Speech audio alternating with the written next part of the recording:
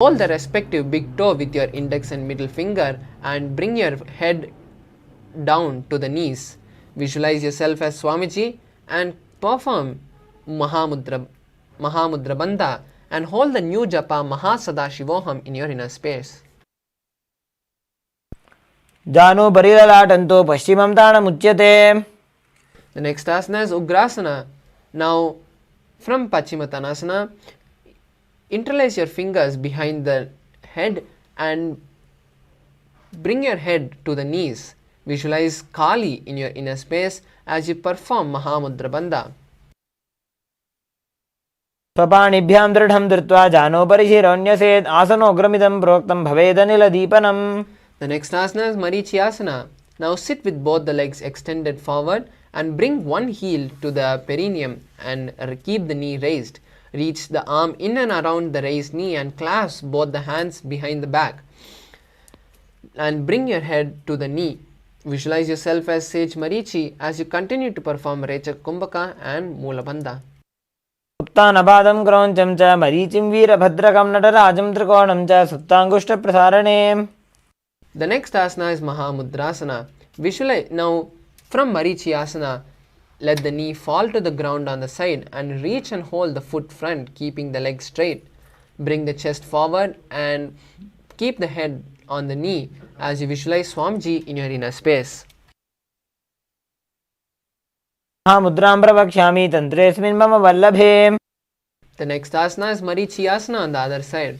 Now straighten both the knees and bring one heel to the perineum and lock your hands behind the back as you visualize yourself as Sage Marichi in Marichyasana.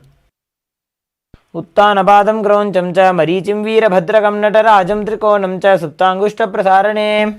The next asana is Mahamudrasana on the other side. Now let the knee fall down and hold the straight leg with both the hands and touch your head, bring your head forward and touch the knees. Visualize Swamiji in your inner space as you gaze at the tip of your nose and perform Mahamudra Bandha. Mahamudram pravakshami tantresmin mama vallabhe. The next asana is Bhadrasana 2. Now bring both the soles of the feet together with the heels close to the perineum. Keep the knees wide and hold the feet firmly. Visualize Swamiji in your inner space as you gaze at the third eye in Shambhavi Mudra and perform Mula Bandha. Gulbhautu vrishanasyadah sivantyah parshajyoh kshipetu padaparshetu panibhyam dridham badhvasu nischalam. The next asana is Gwalipavasana. From Bhadrasana, extend the feet forward away from the body and keep the toes together and heels apart. Place the hands on the respective knees and tuck the chin to the chest in Jalandhar Bandha as you gaze at the tip of the nose in Shambhavi Mudra and visualize Swamiji in your inner space. The next asana is Joniasana. Now keep the soles of the feet together, heels close to the perineum. Hold the soles of the feet and lean forward and down, bringing the forehead to the ground. Visualize Yoni Mandala and gaze at the tip of the nose. दो पगतली संपुट करे AD made के ढिंग धरे.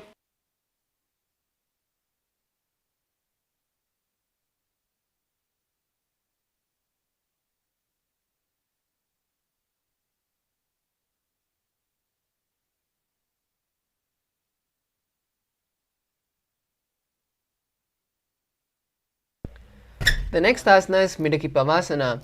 Now sit and keep the heels together, toes apart, and keep the knees wide and lean forward and down, extending the hands out wide and palms on the ground. Bring the forehead to the ground behind the knees and visualize Swamiji in your inner space as you gaze at your nose in Shambhavi Mudra. पूर्व विधि परिपकतली संपुट शोल एडी मिली राशे. Next asana is Siddha Samadhyasana. Sit and keep the toes together, heels apart. Bring the palms below the shin and extend the hands under the shins. Bring the forehead to the ground above the feet and bring the toes near the throat. Visualize Lord Surya in your inner space as you gaze at the tip of the nose. दोवु भगदली संपुट करे सोले मेढ़ आगा मेधरे अंगुल आठ अंतरोराशे AD को ऐसे विदिदाशे. The next asana is Chiniki Pavasana. From now sit and keep the heels together and toes apart. Hold the feet and open them like a book, bringing the soles towards the sky. And place the back of the hands on the ground. Press your elbows on the thighs and visualize Swamiji in your inner space. दो बगा की एड़ी धरती मगवा मेढ़ लगावे. The next asana is Charpata Chokasana.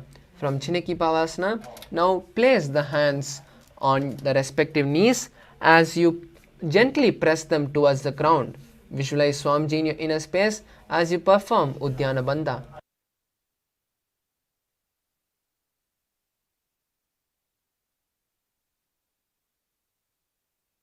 उपकतली संपुट धारे आगाने कर जा रे पसारे.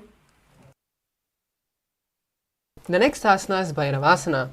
From Charpata Chokasana, now lift the heels and bring them with the toes down on the ground and keep the knees on the ground and pull the stomach in and up in Uddiyana Bandha. Visualize Lord Kaala Tattva in your inner space as you gaze at the third eye. गुल्फौ संपीड जान्योन्यं व्युत्क्रमेणोत्थितं शनैः जान्वोः पार्श्वगतौ हस्तौ दण्डवद्भैरवासनम्.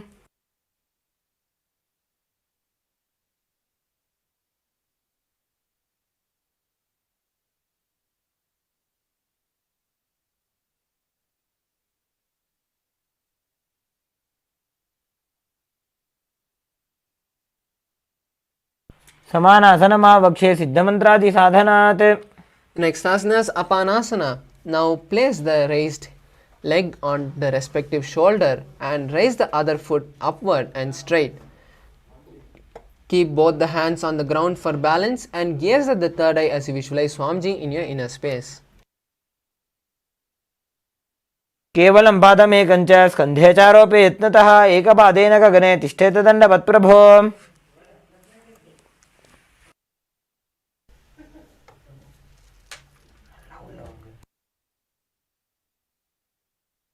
The next asana is Samanasana on the other side. Now place one foot at the perineum and lift and hold the other foot at the chest. Gaze at the third eye as you visualize Swamiji in your inner space.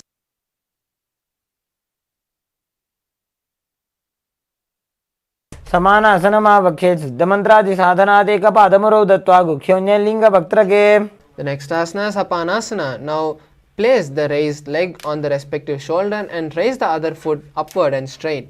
Keep both the hands on the sides as you visualize Swamiji in your inner space. केवलं पादमेकञ्च स्कन्धे चारोपे यत्नतः. The next asana is Gomukasana. Now sit and cross one leg over the other, aligning the knees at the center of the body. Keep the feet on the opposite hips by the opposite hips and place both the hands interlaced on the stacked knees.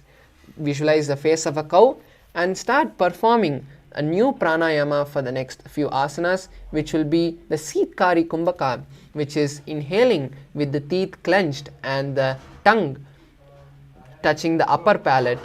Visualize the new japa Om Nithyanandoham in your inner space. सव्ये दक्षिणगुल्फं तु पृष्ठपार्श्वे नियोजयेत् दक्षिणे अपि तथा सव्यं गोमुखं यथा. The next asana is Anusuyasana.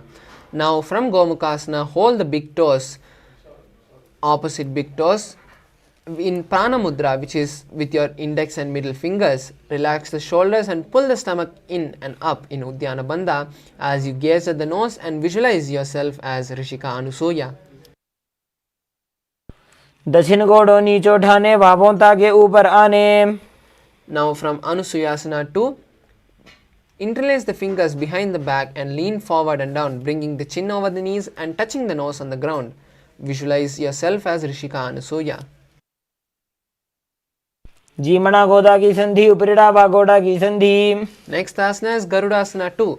Sit on the ground with one heel pressed against the perineum and opposite foot flat on the ground with the knees to the chest. Keep the spine tall and place the respective hands on the respective knees. Gaze at the nose in Shambhavi Mudra as you visualize yourself as Lord Garuda. అవోపకమోడి ఏడి మహిళ గుల్ఫమూల ద్వారిని చైదే. The next asana is Naradasana. Sit and place one perineum on one heel and interlace the fingers behind the neck and twist outside the raised knee. Visualize yourself as Sage Narada as you gaze at the third eye. पिष्टिज वाम भगदली केरी भूपरिता ही लगा वे फेरी. The next asana is Matsyapitakasana. Now place one foot on the opposite thigh and wrap the respective arm around the knee, holding onto the opposite shin. Extend the other hand straight and hold onto respective toe with the index and middle fingers in Prana Mudra. Gaze at the tip of your nose and visualize Matsya, the fish avatar of Lord Vishnu. वामेन वामांगुष्टंतो घृतं मत्स्य पीठकम. The next asana is Gomakasana on the other side. Now cross the legs over each other, aligning the knees at the center of the body. Place the feet by the hip and place both the hands on top of your stacked knees. Visualize a face of a cow and gaze at the tip of your nose in Shambhavi Mudra. सव्ये दक्षिण गुल्फं तु पृष्ठपार्श्वे नियोजयेत्. The next asana is Anusuyasana. From Gomukhasana, hold the opposite big toes with the index and middle fingers and visualize yourself as Anusuya. दक्षिण गोड़ों नीचे उठाने वामों तागे ऊपर आने. The next asana is Anusuyasana 2 on the other side.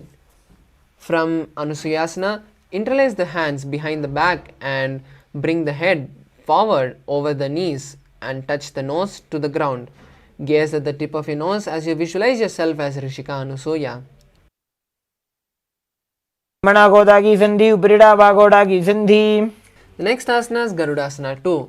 Now sit on the ground with one heel pressed against the perineum and the opposite foot on the ground in front of the other. Keep your hands on the respective knees and gaze at the nose in Shambhavi Mudra as you visualize yourself as Lord Garuda. डाबो भगमोडी एडी माहिलो गुल्फमूल द्वारनी चैदे. The next asana is Naradasana on the other side. Now from Garudasana, bring the leg which is on the ground under the perineum and interlace your hands behind the neck and twist them outside of the raised knee. Visualize yourself as Sage Narada and continue to perform Sitkari Kumbhaka. पिष्टिज वाम भगदली केरी भूपरिता ही लगा वे फेरी. The next asana is Matsyapitakasana on the other side. Now place the one foot on the opposite thigh and wrap the respective arm around the knee, holding onto the opposite shin. Extend the opposite hand straight and hold onto the respective toe with the index and middle finger. Gaze at the tip of your nose and visualize Matsya, the fish avatar of Vishnu. वामेन वामांगुष्टंतो घृतं मत्स्य पीठकम. The next asana is Matsyendrasana. Now place one foot on the opposite thigh and place the opposite foot on the ground. Twist and bring the elbow outside the raised knee and keep the raised arm by the neck and turn the head backwards, gazing at the third eye and visualizing Sage Matsyendranatha in your inner space. उदरं पश्चिमाभासं कृत्वा तिष्ठति यत्ततः नम्राङ्गं वामपादं हि दक्षजानुपरिन्यसेत्. The next asana is Kubhasana. From Matsyendrasana, bring the elbow which was on the ground and touch the ears and with the other hand hold the big toe with your index and middle finger. Visualize yourself as a camel and gaze at the third eye.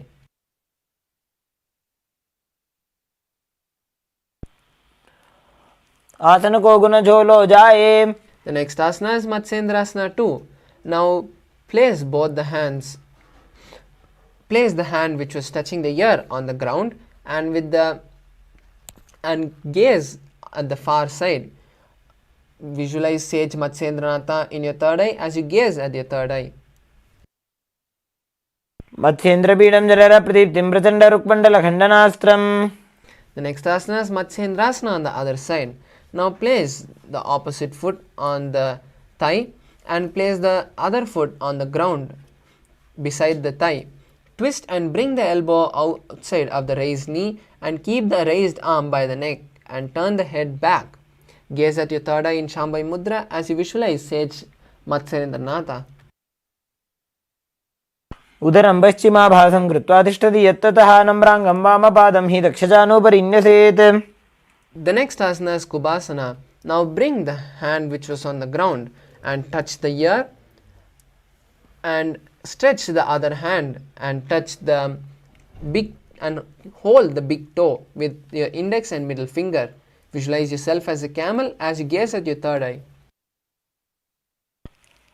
आसन को गुण झोलो जाए.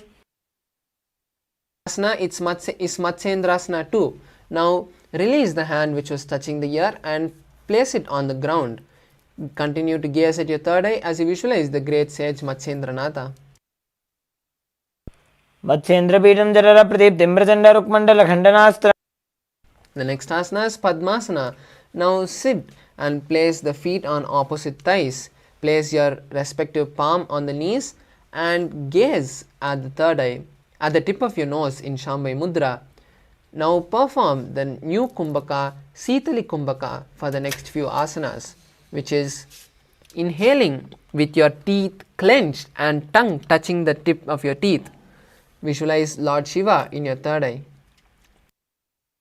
आसनं द्विधं प्रोक्तं पद्मं वज्रासनं तथा. The next asana is Padmasana too. Now from Padmasana, hold the respective big toes with your index and middle fingers. Visualize Goddess Parvati in your inner space and hold the new japa Om Nithyananda Mahasadaशिवोहम in your inner space. उत्तानौ चरणौ कृत्वा ऊरू संस्थो प्रयत्नतः. The next asana is Kukutasana. Now from Padmasana, place your palms on the ground between the gap of your thighs and calves. Lift your body off the ground as you visualize yourself as a rooster. Now hold the new Kumbhaka, Sahaja Kumbhaka, which is inhaling and holding the breath comfortably and exhaling as you perform Kukutasana. पद्मासनं सुसंस्थाप्य नान्वोरोरन्तरे करौ निवेश्य भूमावासिष्ठे द्व्योमस्तकुक्कुटासनः. The next asana is Baddhakekyasana. From Padmasana, raise onto the knees and place the palms on the ground with the fingers pointing towards the body. Place the elbows on the navel and lean forward, balancing and extend the knees off the ground. Visualize Swamiji in your inner space and gaze in Shambhavi Mudra. नामोष्टभकरद्वयेन तत्कोर्परि स्थापितानाभिपार्श्वः. The next asana is Mayurasana. Now straighten the legs behind and place the elbows on the navel with the fingers pointing towards the body. Lean forward and find balance, extending the legs off the ground. Visualize yourself as a peacock. अथपक्षे Mahadev मयूरासनम् उत्तमम्. The next asana is Makarasana. Now lay down on the stomach with the feet pointing outward and the forehead on the mat. Interlace the fingers behind the neck and visualize yourself as a crocodile. अध्यासशेते हृदयं निधाय भूमौ च पादौ च प्रसार्यमानौ. The next asana is Shalabhasana. Now from the laying down posture, lift your legs off the ground and balance on the stomach as you lift your head also off the ground. Visualize yourself as a locust and perform Sahaja Kumbhaka and Moola Bandha. अध्यासशेते करयुग्मवक्षं भूमिमष्टभ्यकरयोस्तलाभ्याम्. The next asana is Ushtrasana. Now lay down on your stomach and bring the hands to the feet and pull the feet down towards the ground on the outside of the hips. Visualize yourself as a camel and continue to perform Moola Bandha. अध्यासशेते पदयुग्मव्यस्तं पृष्ठे निधायापि धृतं कराभ्याम्. The next asana is Dhanurasana. From Ushtrasana, tighten the grip on the feet and kick the legs back and up, simultaneously lifting the chest off the ground and raising the head. Gaze at the third eye in Shambhavi Mudra and continue to perform Moola Bandha. प्रसार्य पादौ भुजदण्डरूपौ करौ च पृष्ठे धृतपादयुग्मम्. The next asana is Bhagasana. Now sit between your heels with the feet flat and the head, neck and spine in a straight line. Place your palms on the respective thighs as you gaze at the third eye in Shamai Mudra and visualize Swamiji in your inner space. उल्टा मोड़ी पाव दो वैसे बहरो जुगती करे एक ऐसे. The next asana is Gohyasana. This asana is the inverted asana, and we again request all the participants with any shoulder or back injury or any kind of terminal disease to not perform this asana until you have the consent of your physician. For the rest of the participants, now from the kneeling position, place your forearms on the ground with the fingers interlocked and elbows shoulder width apart. Place your head on the ground holding the back of your head with your hands and walk the toes forward until the hip align with the shoulders. Lift the feet up off the ground, keeping the knees bent together and touch the knees to the chin as you gaze at your nose and visualize Swamiji in your inner space. दो हाथ की कहनी जोई पुनः कलाई जाने दोई. The next asana is Shirasasana. From Gohyasana, now straighten the legs up and continue to gaze at the tip of your nose and visualize Swamiji in your inner space. Now hold the new japa Om Nithyananda Paramashivoham in your inner space for the rest of this asana sequence. विपरीतं मण्डलं च द्विदैव विदितं हिनः. The next asana is Podhyasana. Now sit with the hands behind the calf and stretch the legs up vertically. Now bring the forehead to the knees and balance on the buttocks. Visualize Swamiji in your inner space as you perform Bhastrika Kumbhaka for the next few asanas, which is intense exhalation.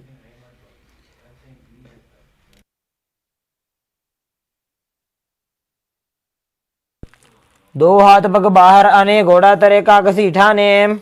The next asana is Parigasana. Now sit and extend the legs out and up at a 45-degree angle, bringing the hands behind and holding the opposite shoulder. Visualize yourself as a mace as you gaze at your third eye in Shambhavi Mudra. उत्तानशयनं कृत्वा पादौ मिलित्वा प्रसार्य. The next asana is Naukasana. Now extend the legs. Continue to hold the legs up and out at a 45-degree angle and bring the elbows down to the ground if you need support, or hold the hands parallel to the legs. Visualize yourself as a boat as you continue to gaze at your third eye and perform Bhastrika Kumbhaka. उत्तानशयनं कुरुपराभ्यां भूमिमवष्टभ्य. The next asana is Rudrasana. Now sit and lift the feet up, scooping the hands under the heels and pulling the feet towards the chest. Keep the spine straight and gaze at the nose in Shambhavi Mudra as you visualize yourself as Lord Rudra. भगतली संपुट करी हाथस्य उपक ऊंचाई. The next asana is Unmukha Pitasana. Now lay on the back with the feet flat on the ground and place the palms down with the fingertips touching the back of the heels. Lift the hip up and high, pressing the feet onto the ground. Tuck the chin to the chest and perform Jalandhara Bandha as you gaze at the nose in Shambhavi Mudra and visualize Swamiji in your inner space.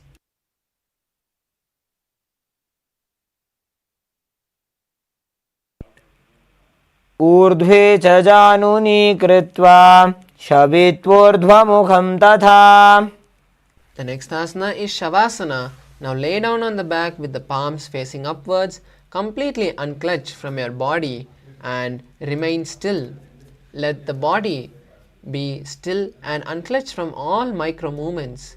Just visualize Swamiji intensely in your inner space as you perform the Shakti Chalana Mudra, which is visualizing your Kundalini being drawn from the root center to your Sahasrara, which is the crown center.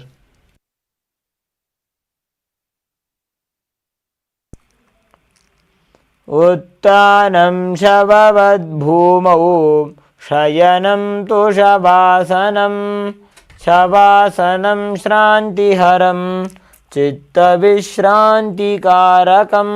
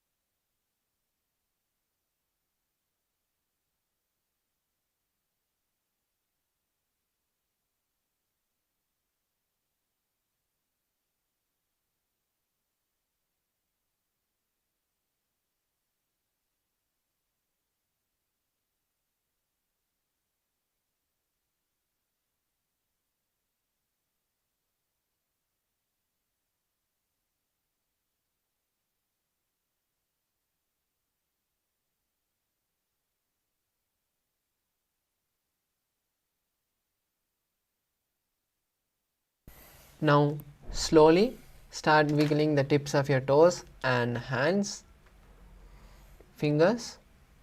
Now move your wrists and ankles, knees and elbows, and slowly come to a rocking position, hugging your feet to your chest. And now slowly sit up and come to a comfortable seated position. Now as we have successfully completed 108 asanas, which is the Prathama Vinyasa Krama, now we will be starting the rest of the asanas of the Dvitiya Vinyasa Krama, with the first asana being the Yathashanishtasana. Now sit in a position which brings ease to your body and place your fingers in Bindu Mudra, which is touching your index and thumbs. Visualize Swamiji in your inner space as you perform the new Kumbhaka, which is Samana Kumbhaka, which is breathing and holding the air, visualizing the Jataragni, the digestive fire, intensifying and exhaling.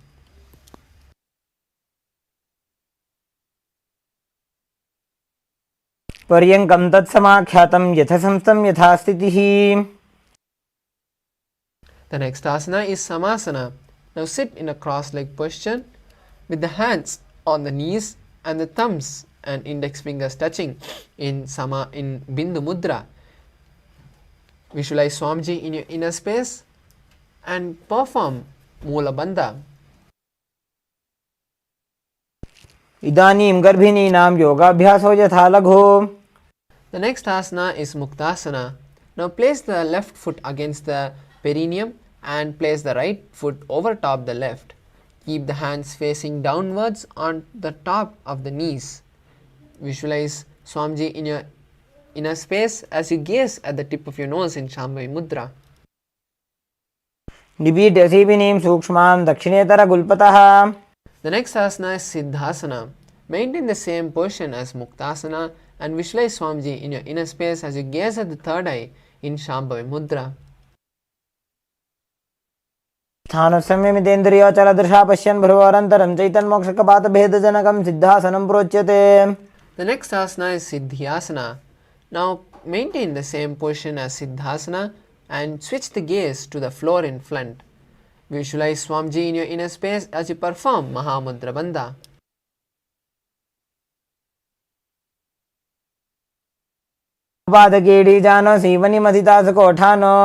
The next asana is Rudrasana 2. Now continue to keep the same posture as Siddhasana and turn your wrists on upward, bringing your index and middle index and thumbs touching in Bindu Mudra. Visualize Lord Rudra in your inner space as you gaze at your third eye. वामचरण परिदक्षिण राखे एकजुग दिए से विदिदाखे.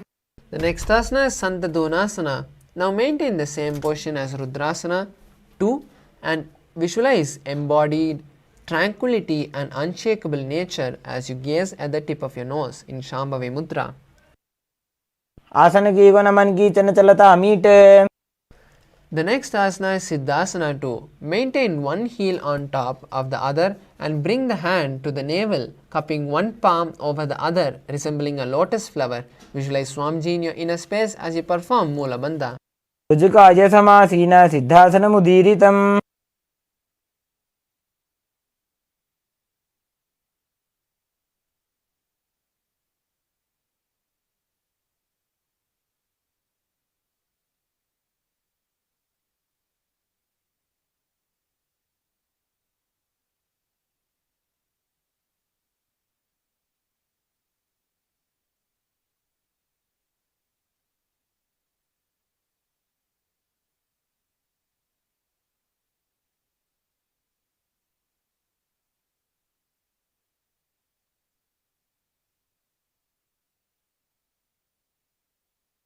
The next asana is Baddha Yoniyasana.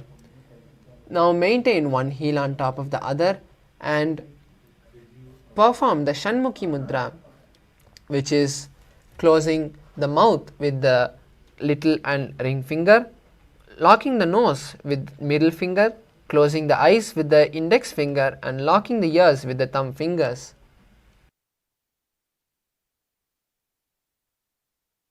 यत्र मध्ये महादेव बन्धयोन्यासने शृणु.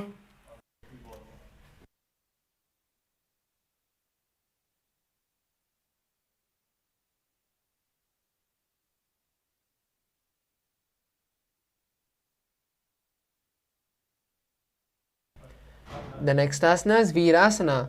Now place one foot on the thigh and the other foot on the opposite thigh. Touch the thumb and index fingers together in Bindu Mudra as you visualize the space of bravery in Virasana. एकं पादमथैकस्मिन् विन्यस्योरुणि संस्थितः. The next asana is Valmikasana. Now place the left heel on the right side of the perineum and the toes under the thigh. Keep the right foot on the left leg and the toes by the knees. Keep the hands on the knees in Bindu Mudra and visualize the great sage Valmiki in your inner space.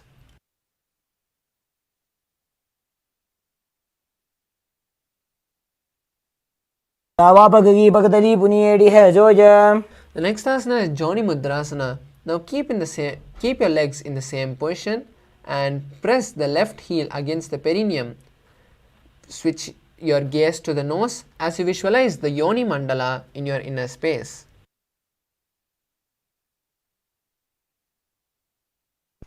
The next asana is Yoni Asana. Now continue to be in the same position as Joni Asana and switch your gaze to the third eye in Shambhavi Mudra and continue to visualize the Yoni Mandala.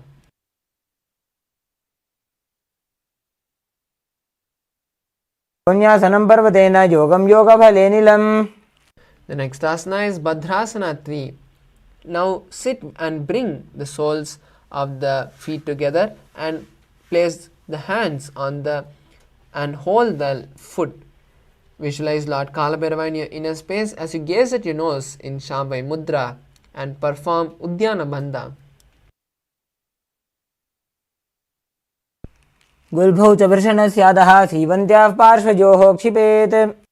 The next asana is Aghorasana. Now from Bhadrasana, press your tongue against the roof of your mouth and switch the gaze to your third eye. And now with your right hand cover the mouth and perform Abhyantra Kumbhaka, which is closing the left nostril with the index finger and inhaling through the right nostril and then closing both the nostrils, holding the breath for a comfortable period and exhaling through the left nostril. Repeat this on the other side. The next asana is Kaneri Pavasana. Now bring the elbows on top of the soles and rest the chin on the palms as you gaze at the nose. Visualize yourself as a female elephant drinking water and perform Rechaka Kumbhaka for the next few asanas, which is inhaling and exhaling, completely emptying your stomach and holding the breath and then inhaling again. Perform Udyana Bandha and Mula Bandha. The next asana is Parasana. Now sit with the knees raised and bring the arms between the thighs and calf, interlacing the fingers in front. Visualize Swamiji in your inner space as you gaze at your nose. The next asana is Gopi Chandasana. Now interlace your fingers around the feet with the soles together and bring the toes to the throat and touch the heels to the chest. Rest the chin on the hands and gaze at the nose in Shambhavi Mudra as you embody the state of a king.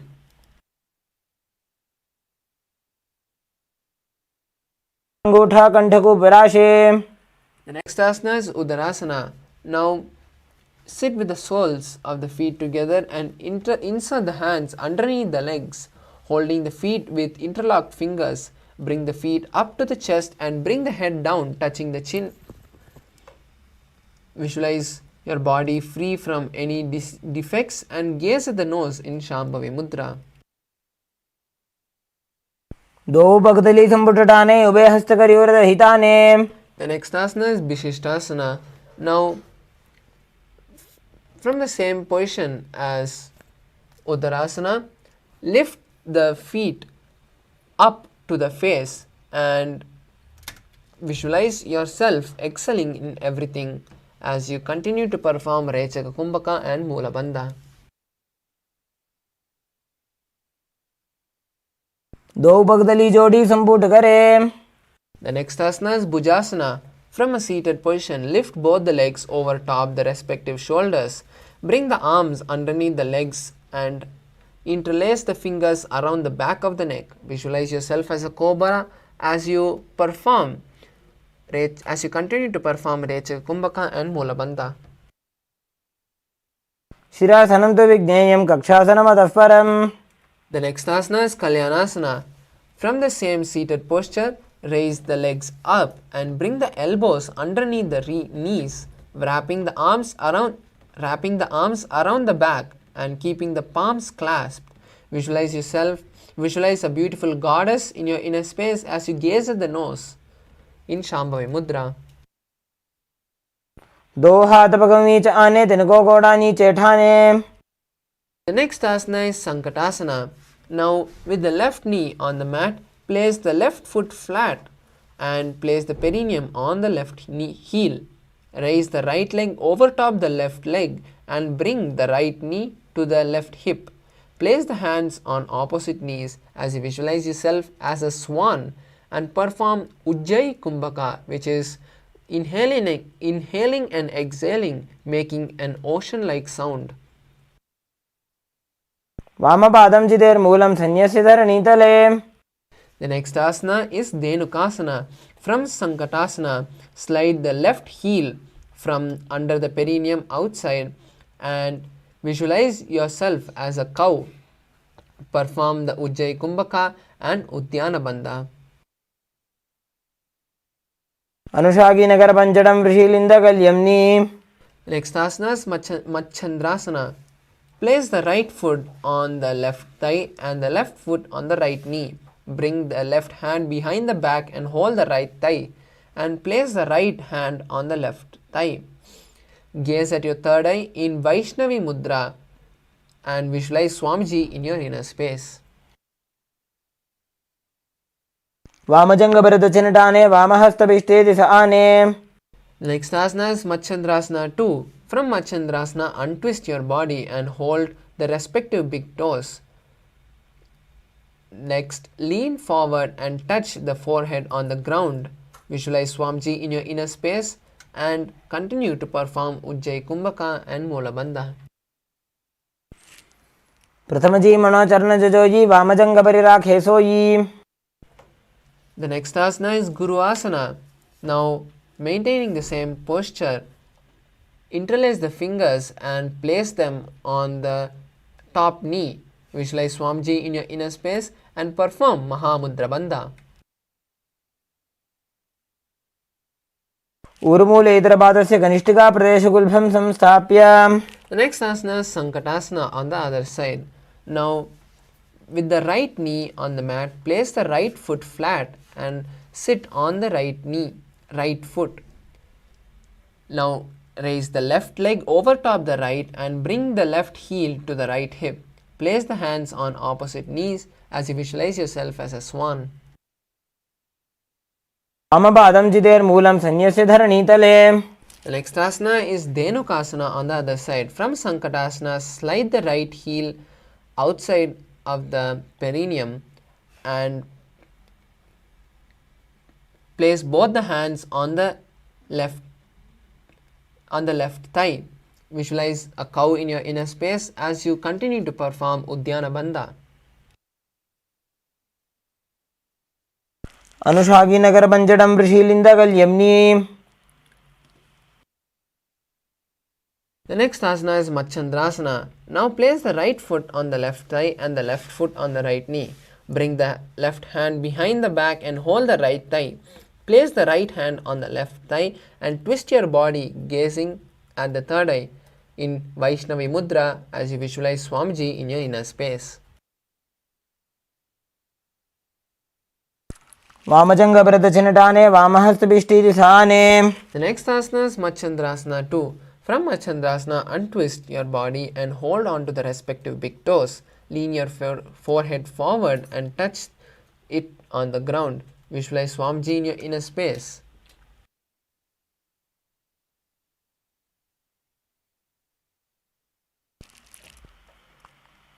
प्रथमजीवनोचरणजोजी वामजङ्गपरिराखेसोयि.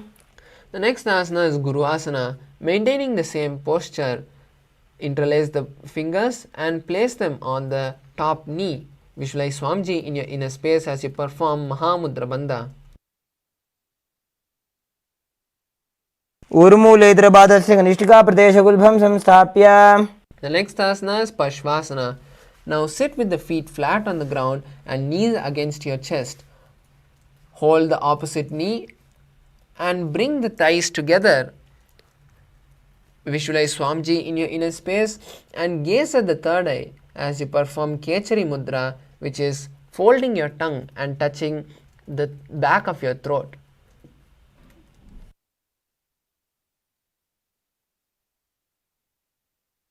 पादतले भूमौ निधाय जानु निवृत्ति निधाय. The next asana is Bodhashokasana. Now keep the feet flat on the mat and wrap the arms around the legs, holding the opposite wrist. Place the chin onto the knees and gaze at the nose and visualize being in an abode of bliss.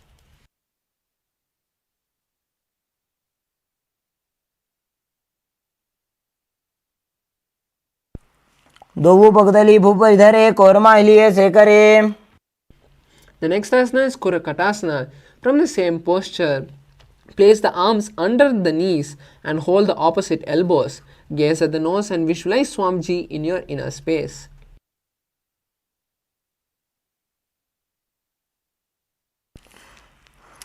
दो हाथ पग बाहर ल्यावे घोड़ा नीचे late हरावे. The next asana is Sumati Asana. From the same posture, cross the right foot over the left heel and keep the toes pointed upwards. Visualize great sage Sumati as you gaze at the nose. मूलद्वारी धरती परिठाने डावा पग परिध जबदाने. The next asana is Dandasana. Now extend the feet straight and raise the arms straight above the head, interlacing the fingers and keeping the wrist pointed outwards. Visualize Swamiji in your inner space and gaze at the nose as you perform Mahamudra Bandha in Dandasana. इदानीं गर्भिणीनां योगाभ्यासो यथा लघु. The next asana is Arambhasana. Now from Dandasana, hold the respective big toes with your index and middle fingers in Prana Mudra and lean the chest forward and down, touching the head to the knees. Visualize Swamiji in your inner space as you perform Nadi Shodhana Kumbhaka, which is inhaling and visualizing the prana flowing through all of your body.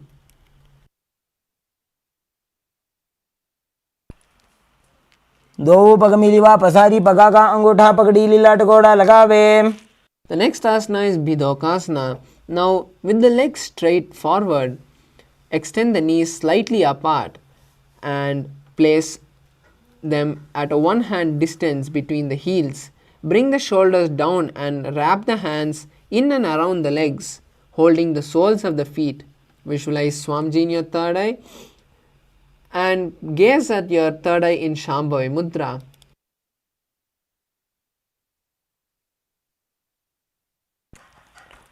प्रथम बेसी दो पाव पसारी कछक ऊर्ध को कुरडो डारे. The next asana is Jalandhari Pavasana.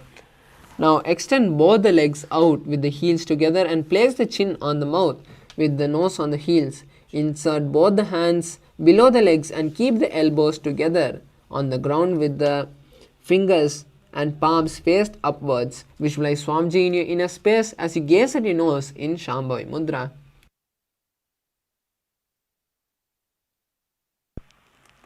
दो वेड़ी मेलिके दीजे हाथ पसारी. The next asana is Urdhva Paschimottanasana.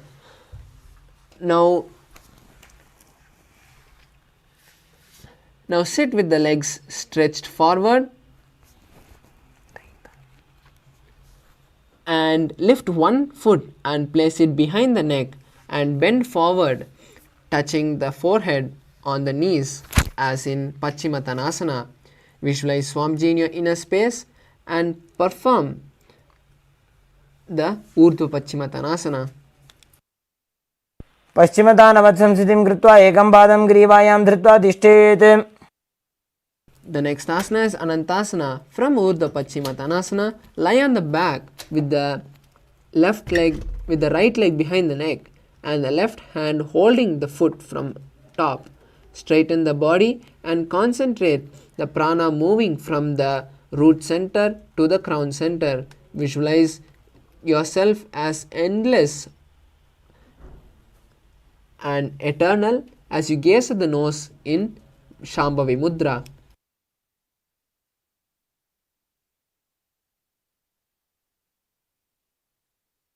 उत्तानशयने एकैकं पायिग्रीवायां विन्यस्य.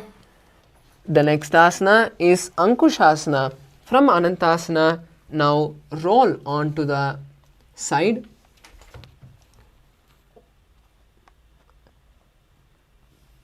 and feel complete control as you gaze at the third eye in Shambhavi Mudra.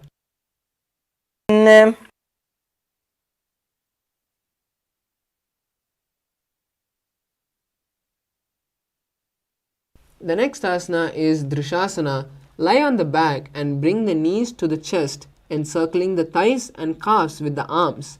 Roll from left to right as you visualize Swamiji in your inner space and perform Pratyahara Kumbhaka for the next few asanas, which is inhaling and holding the breath as you visualize the prana going from your soles to your legs, stomach, heart, throat and third eye, and finally going out through your Brahmarandra.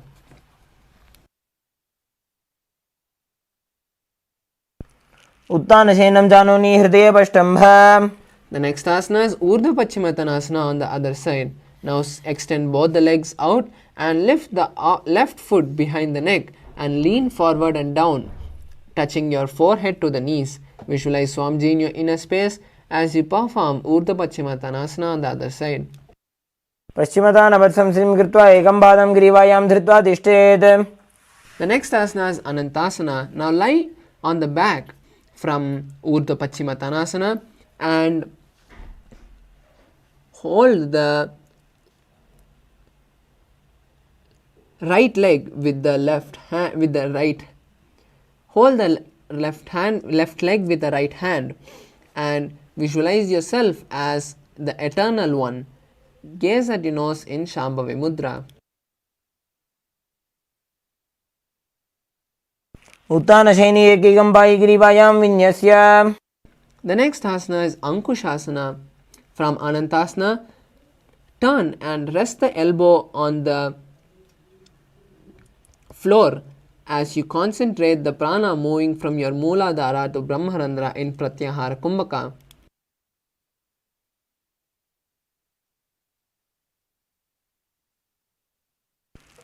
उत्तानशयते एकैकं पादं ग्रीवायां कुर्वन्. The next asana is Yoga Nidrasana. Now lie on your back and lift the legs one by one and place them behind the neck.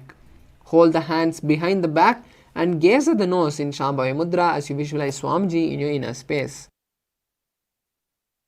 हस्ताभ्यां वेष्टयेत् कण्ठं हस्ताभ्यां पृष्ठबन्धनम्. The next asana is Atma Ramasana. Now while lying on the back, raise the legs towards the head and wrap the hands around the leg, interlacing the fingers behind the neck. Gaze at your nose in Shambhavi Mudra as you visualize Lord Vishnu.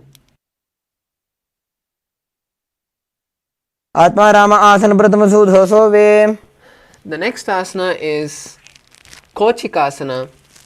Now lay on the back with the knees to the chest and soles facing up. Extend the arms sideways as you gaze at the third eye in Shambhavi Mudra. Visualize Swamiji in your inner space. दो हाथ सीधा सा करे तेन सो बेसपा करे. The next is the Jatara Parivritti. This is going to be a sequence of 6 asanas that we are going to be performing one after the other. Now, this Jatara Pravritti has 3 steps. So now lie on the back with the knees to the chest and arms reach to the side at a shoulder level. Now for Jatara Parivritti 1, you will bend one knee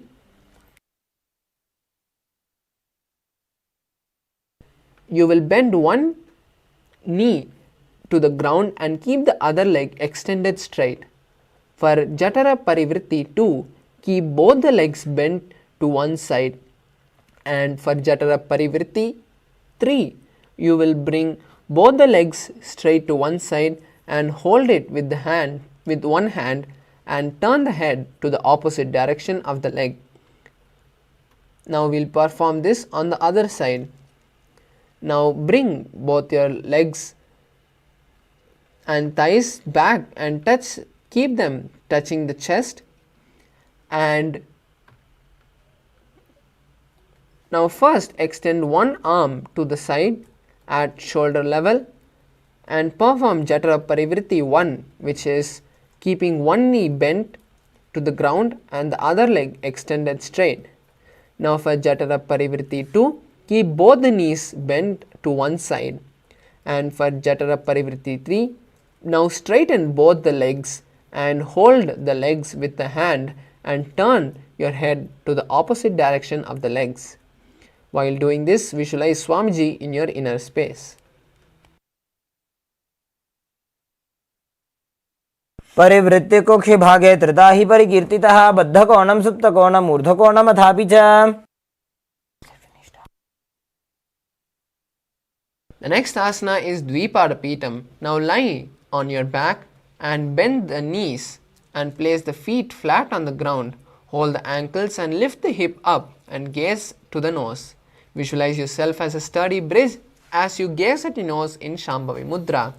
Now we'll be performing the new Kumbhaka, which is Murcha Kumbhaka, which is inhaling,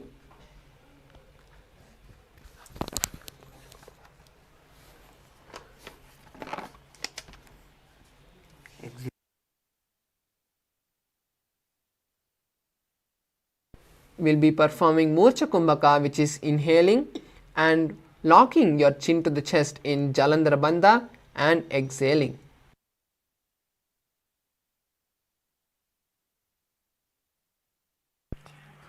प्रतिक्रियायुतं द्वन्द्वपीठ सर्वबलप्रदम्. The next asana is Paryankasana. Now lie on the back and place the feet flat on the mat.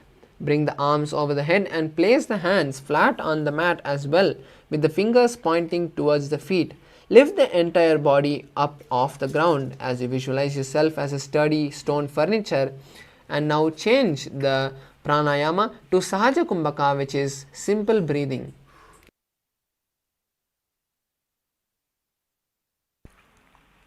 उत्तानसेनं हस्ततलाभ्यां भूमिं वष्टभ्याम्. The next asana is Shvatanasana. Now lying on the back, lift the knees to the chest and place the hands on the shoulders, and now start moving the hips in a circular motion, visualizing yourself as a playful dog rolling on its back. शरीरं संस्थाप्य जानुनी सम्मील्य नाभवानीज. The next asana is Viparita Karani. Lie on your back and raise the hip and legs up. You can bring the hands to the lower back for support if needed. Otherwise, place your elbows and hands extended on the mat below, helping balance your body. Visualize Swamiji in your inner space as you now start performing Murcha Kumbhaka, which is inhaling, locking the Jalandhara Bandha, which is the throat lock, holding the breath and then releasing that lock and exhaling. भूतले सशिरो दत्वा खेरये चरणध्वजम्. The next asana is Viparita Karani 2. Now continue to stay in the same posture and stop circling your legs. Visualize Swamiji in your inner space and continue to perform Murcha Kumbhaka and Jalandhara Bandha. Karni विपरीताख्या सर्वाधिव्याधिनाशिनी. The next asana is Langalasana. Now from Viparita Karani to slowly lower the legs behind your head and keep the hands stretched on the ground behind the back and clasp your palms in Parashamudra. Rest your neck on the shoulders, visualizing yourself as a plow. नरकासने स्थित्वा नासिका प्रदेशे भूमौ पादपृष्ठे स्थाप्य. The next asana is Shaita Paschimottanasana. Now, lying on your back, let the leg over the head with the toes pointing to the ground. Keep the thighs to the chest and hold the toes with the arms and legs straight. Visualize Lord Shiva in your inner space as you continue to perform Murcha Kumbhaka and Jalandhara Bandha. तानं शयित्वात् कुर्वीत शयितपश्चिमतानकम्. The next asana is Supta Konasana. Now from Shaita Paschimottanasana, stack the hips on top of the shoulder and hold the respective toes with your hands and slowly spread the legs wide. Visualize Swamiji in your inner space and continue to perform Murcha Kumbhaka and Jalandhara Bandha. उत्तानपादं क्रौञ्चं च मरीचिं वीरभद्रकम्. The next asana is Chakrasana. Now bring the legs over the top of the head with the toes on the ground. Hold the ankles, keeping the knees straight. Roll backwards onto the back, keeping the legs straight. Visualize yourself as a wheel and continue to perform Murcha Kumbhaka and Jalandhara Bandha. शवासनस्तद्वौ पादौ कुर्यान्मस्तकतः परौ. The next asana is Supta Prasarita Padangushtasana. Laying on your back, now make the legs vertical and hold the big toes in Prana Mudra with your index and middle fingers. Now slowly open your legs wide as you visualize yourself as Swamiji and start performing the Ujjayi Kumbhaka, which is breathing with a ocean-like sound.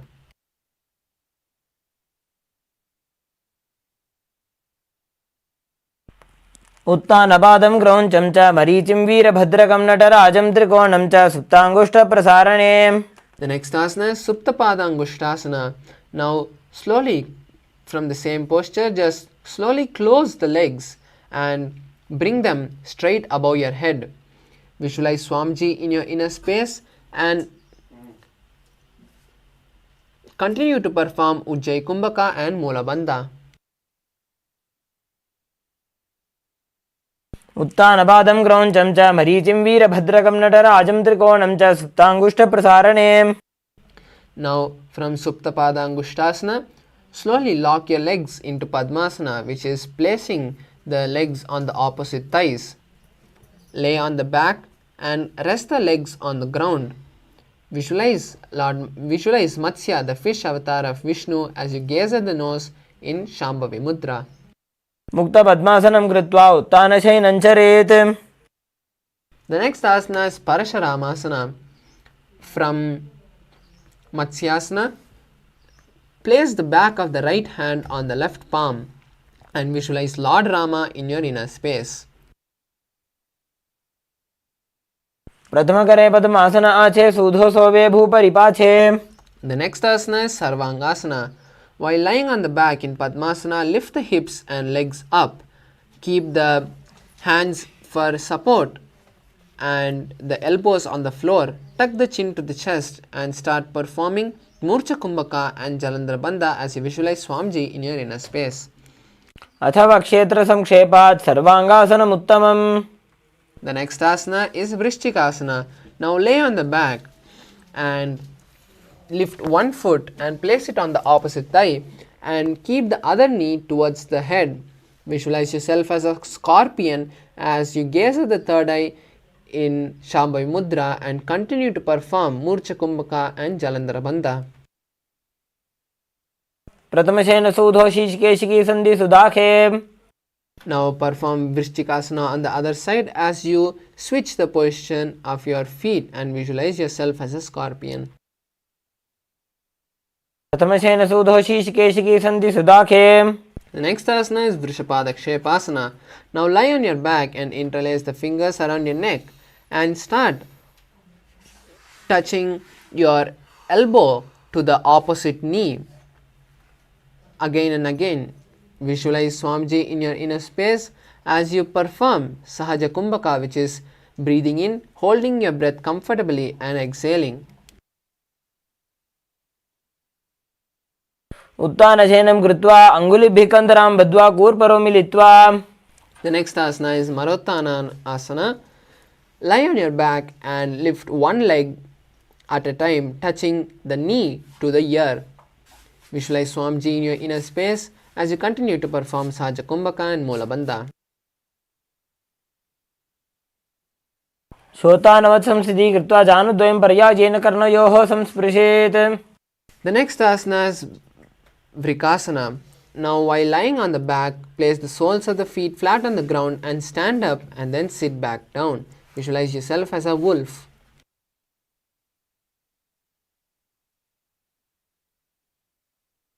उत्तानशयनं कृत्वा पादतलाभ्यां भूमिं धृत्वा. Now the next asana is Lutasana. Lay on your back and quickly throw your legs above your head, completely rolling over. Repeat this again and again as you visualize Swamiji in your inner space. उत्तानशयनं पादौ शिर उल्लङ्घ्य भूमौ स्थापयित्वा. Tasana is Saratasana. Now lie on your belly with the toes extended backwards and keep the hands on the ground by the shoulders. Contract the lips and start making a flute-like sound in Sarata Pranayama. Visualize yourself carrying warriors on your back. नित्यशयनं कृत्वा नाभिं भूमौ निधाय. The next asana is Dehalyullanghanasana. Now place the palms flat on the mat and come to a plank position. Start jumping the legs forward and backward between the arms. Visualize yourself going beyond the body and mind as you continue to perform Sahaja Kumbhaka and Moola Bandha. हस्तद्वयं बद्ध्वा तन्मध्यचरणद्वयम् उड्डानैव बहिरानीय. The next asana is Dyatyasana. Now stand straight and bend forward, placing the hands on the mat. Start walking back and forth as you visualize yourself as a 60-year-old elephant. अथ जात्यासनं वक्ष्ये येन जातिस्मरो भवेत्.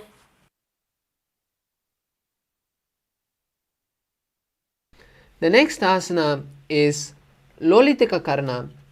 Now stand tall and come to a half squatted position with your heels touching and toes pointed outwards.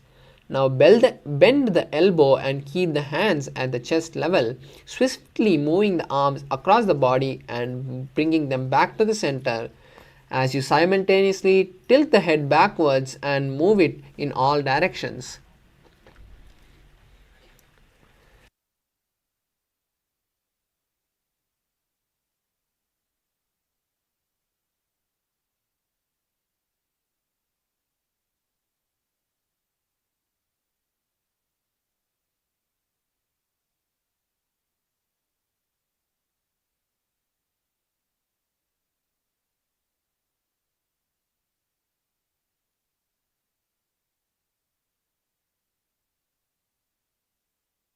अथ सर्पासनं वक्ष्ये वायुपाणाय केवलं शरीरं दण्डवत् तिष्ठेत् रज्जुबन्धस्तु पादयोः. The next asana is Ushtra Sadanasana. Now stand tall and place all the fingers on the mat and then stand on the hands.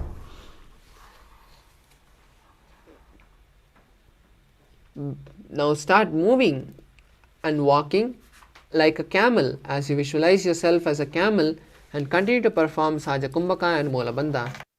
मुष्टिकनिष्ठिका प्रदेशेन भूमौ निधाय उपरि पादतले संस्थाप्य.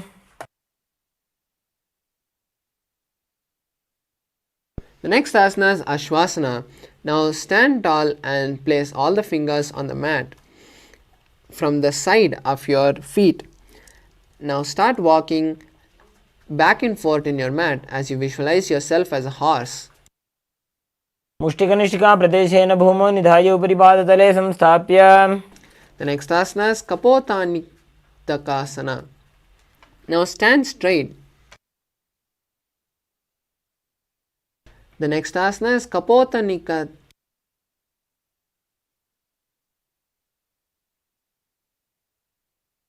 Now stand straight with the feet together and interlace the hands behind the back and pull them down towards the calf as you open your chest wide. Visualize yourself diving as a bird and continue to perform Saja Kumbhaka and Mulabandha. पादतले भूमौ निधाय पृष्ठभागेन हस्तौ जङ्घापर्यन्तं नीत्वा कपोतनिटकं भवति. The next asana is Talapushpaputam Karna.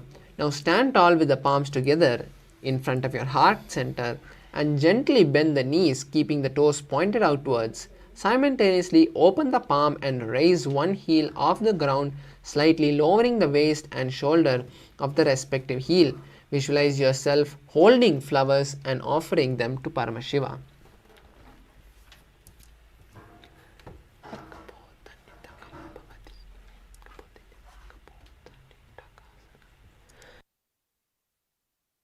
The next asana is Khadgasana. Lie on the stomach and jump the feet towards the hands. Stand and stand. Bring the palms together, forming the horn of a rhinoceros. Visualize yourself as a rhino and gaze at the nose. नुजसरतमासनं कृत्वा पादतलाभ्यां भूमिं धृत्वा.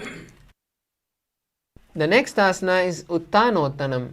Sit down all the way or as low as you can and stand up again and again. Visualize yourself as Swamiji as you gaze at the nose in Shambhavi Mudra.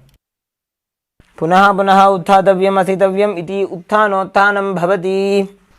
The next asana is Musalasana. Now stand up straight and raise the hands over the head and jump repeatedly as you visualize yourself as a mace. सरलं स्थित्वा ऊर्ध्वं बाहु नयेत्. The next asana is Uchirshakasana. Now from a standing position, pull one of your soul towards your belly and with the other leg sit down and stand up. Alternate this on both the sides as you visualize yourself as Swamiji. Visualize Swamiji in your inner space and gaze at the nose in Shambhavi Mudra. एकैकं पादतलं कुक्षौ निधाय तिष्ठेत् उच्छीर्षकं भवति. The next asana is Parshvajanu Karana. Now stand with one leg slightly bent and the toes pointing to the side. Bend and lift the opposite knee towards the chest, pointing the toes downward. Keep the arms holding the knee with the hands pointed outward and close it into a fist. Let the opposite hand hang down on the top of the thighs as you keep the wrist twisted and fingers pointing towards the center of the body. The next is Tandavasana.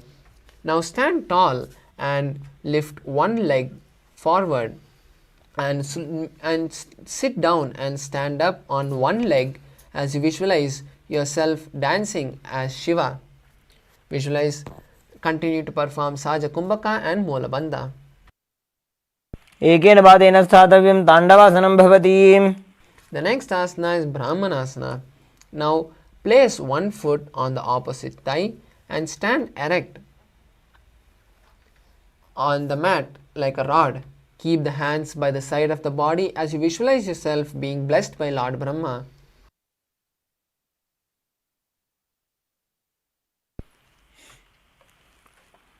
ब्राह्मणासनमावक्ष्ये यत्कृत्वा ब्राह्मणो भवेत्. The next asana is Garudasana 3. Now stand tall and wrap the left leg over and around the right knee. Tuck the left toe on the other side of the right calf and simultaneously cross the left arm below the right leg and bring the palms together. Visualize yourself as Lord Garuda as you continue to perform Saja Kumbhaka and Moola Bandha. उत्तानकूर्मपीठं च सिंहस्गारुडमेव च. The next asana is Ekapadasana. Now stand with the right leg and keep the left foot on the opposite thigh. Visualize Swamiji in your inner space as you continue to perform Saja Kumbhaka and Moola Bandha. दक्षाङ्घ्रिं वामपादस्य जङ्घोपरि निधाय च. The next asana is Dhruvasana. Now stand on the right leg and hold the big toe of the left foot and straighten the left foot out to the side. Rotate your body quickly on the standing leg as you visualize yourself as the North Pole star. Continue to perform the Saja Kumbhaka and Moola Bandha. एकेन पादेन स्थातव्यं ताण्डवासनं भवति. The next asana is Trivikramasana. Now stand tall and lift the right leg and place it behind the neck. Alternate sitting and standing as you visualize Lord Vishnu taking 3 steps. Perform Saja Kumbhaka and Moola Bandha. ग्रीवायां पादं संस्थाप्य स्थातव्यम् उत्थातव्यं त्रिविक्रमासनं भवति. The next asana is Parshvachanukarna on the other side. Stand tall and slightly bend one leg with the toes pointing to the side. Now bend and lift the opposite knee towards the chest, pointing the toes downward. Now hold the raised knee with the respective hand, keeping that hand in a fist, and place the other hand on the waist of the standing leg, pointing the fingers towards the center of the body. Now the next asana is Tandavasana. Raise the opposite leg and sit and stand up with one leg, visualizing yourself fiercely dancing as Lord Shiva. Continue to perform Saja Kumbhaka and Moola Bandha. एकेन पादेन स्थातव्यं ताण्डवासनं भवति.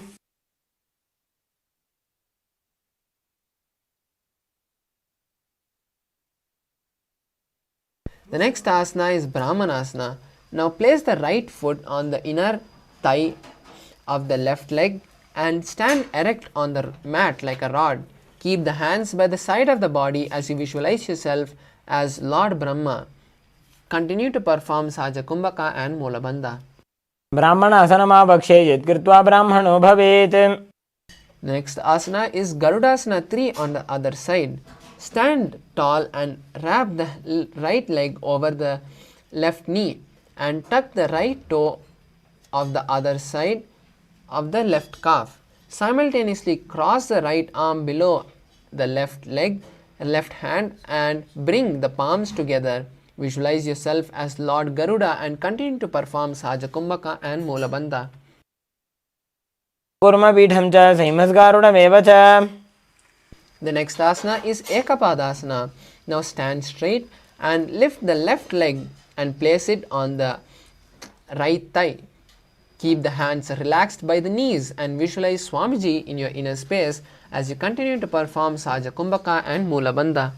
दक्षाङ्घ्रिं वामपादस्य जङ्घोपरि निधाय च. The next asana is Dhruvasana. Stand on the left leg and hold the big toe of the right foot and straighten the right foot out. Now rotate your body quickly on the standing leg as you visualize yourself as the North Pole star and continue to perform the Saja Kumbhaka and Moola Bandha. एकेन हस्तेन दण्डरूपस्य एकस्य पादस्य अग्रं धृत्वा. The next asana is Trivikramasana. Now stand on the right leg and lift the left foot and place it behind the neck and stand tall. Alternate sitting and standing as you visualize Lord Vishnu taking 3 steps. Continue to perform Sahaja Kumbhaka and Moola Bandha. ग्रीवायां पादं संस्थाप्य स्थातव्यम् उत्थातव्यं त्रिविक्रमासनं भवति. The next is the Samanaka Karna. Now stand with the feet close together and toes pointed slightly out. Keep the hands to the side of the body as you visualize Paramashiva in your inner space.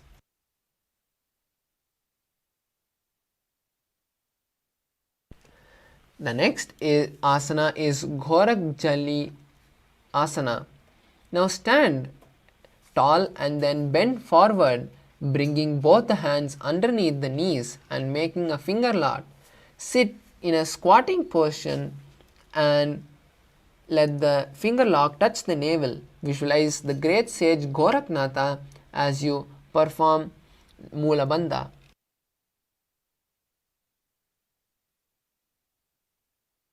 प्रथमे हि उभोः ये बाहुरी नीचोपनिहोवे Gorak Khan.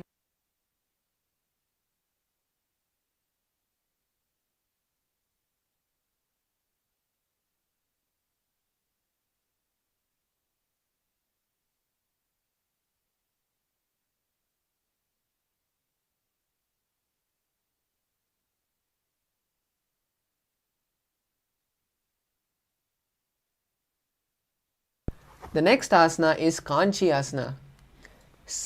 Insert the hands between the thighs and calf and wrap around behind the buttocks. Squat down and hold the hands behind, keeping the chest upright. Visualize Swamiji and perform Jiva Chala Kumbhaka for the next few asanas, which is inhaling and holding the breath, visualizing the prana spreading all over your body and exhaling. ऊरुमध्यात्हस्तो निवेशय नितम्बं धृत्वा पादतलाभ्यां भूमिं वष्टभ्य. The next asana is Bhairu asana. Now bring the feet together and sit in a squatting posture with the heels touching the perineum. Hold the hands at the back and sit upright and gaze at the navel as you visualize Lord Kala Bhairava in your inner space. दो पग की थलिया की माहिली core मिला जी फना पानी उकड़ मोड़ वैसे. The next asana is Varahasana. Now squat all the way down to the ground and keep your feet together with the toes apart. Bring your elbow up and close to the head with the palms joined over the back facing downwards. Visualize the boar, one of the 10 incarnations of Lord Vishnu, as you gaze at the nose. पाकतली की माहिली core मिलाई फना पानी उकड़ वैसे. The next asana is Pripithasana. Now, with the heels touching, bring your hip to the same level as your knees and let the hands hang down with the fingertips touching the toes or the mat in front of you. Visualize Swamiji in your inner space as you continue to perform Jiva Chala Kumbhaka and Mula Bandha. पार्श्वद्वय सम्मील्य स्थित्वा नितम्बं जानप्रदेश आनीज्य. The next asana is Bhakasana. Place your hand on the mat with the fingers in the wide and the arms shoulder width apart. Place your knees on the back of the arms and gaze forward and down as you visualize yourself as a crow in Bhakasana. हस्ताभ्याम् अवनिमवष्टभ्य. The next asana is Shukshtanga Kapalyasana. Now this is also an inverted asana, so we request all the participants and viewers with any shoulder or back injury or any other terminal disease to perform this asana only after consulting your doctor or physician. For the rest of the participants and viewers, now place your head on the ground and your hands shoulder width apart. Keep your palms spread for support and raise the body on the head and cross your legs into Padmasana as you visualize Swamiji in your third eye and gaze at the nose in Shambhavi Mudra. आसन को गुण कपाल आछो होई. The next asana is Guptasana. Now keep the toes flat on the mat, touching the opposite feet. Sit down between the feet and let the heels come outside the hip. Place the hands on the knees and sit straight and gaze at the nose in Shambhavi Mudra as you visualize sitting in Paramashiva's secret seat.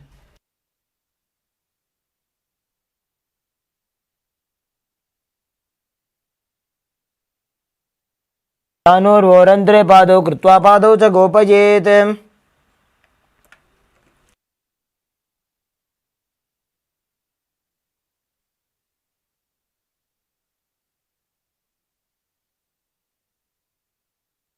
The next asana is Vrikshasana 2. This is also an inverted asana. So we request all the participants to take caution. For the other participants who can do this asana, now you can perform this asana with the support of the wall or a partner. Now place your hands on the ground, shoulder width apart, with the fingers wide, and lift the body up straight into a handstand. Visualize yourself as a tree and continue to perform Saja Kumbhaka and Molabandha. सप्तचक्रक्षालनाय वृक्षासनविशेषकान्. Next asana is Shibhuasana. From Vrikshasana 2, gaze at the third eye and visualize the Tejas energy flowing to your third eye. द्वौ पगजोड़ीमाहि गुल्भमिलाये. Relax. The next asana is Matsyasana 2. Now come to a plank position and keep the palms by the chest and press the body off the mat again and again, performing a push-up. Visualize yourself as a fish as you continue to perform Sajakumbhaka and Mulabandha. निब्जं शयनं कुर्परो पार्श्वभागाय मूर्धकृत्य. The next asana is Sarpasana 2. Now lie on your belly and keep the hands on the hip. Extend the legs with the toes pointing backward. Lift the chest and move from right to left like a snake as you visualize a snake moving. Continue to perform Sajakumbhaka and Mulabandha. निब्जं शयनं कृत्वा हस्तौ नितम्बं संस्थाप्य. The next asana is Niralambasana. Now from the lying posture, bring your hands into a Padma Mudra, a lotus position, and hold the chin on your hands as you place the elbow on the ground. Keep the legs straight and toes pointed as you visualize feeling self-supported.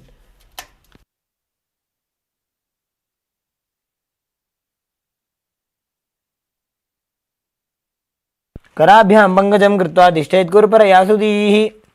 The next asana is Chatrasana. Now lie on the stomach and place the hands flat on the mat in front.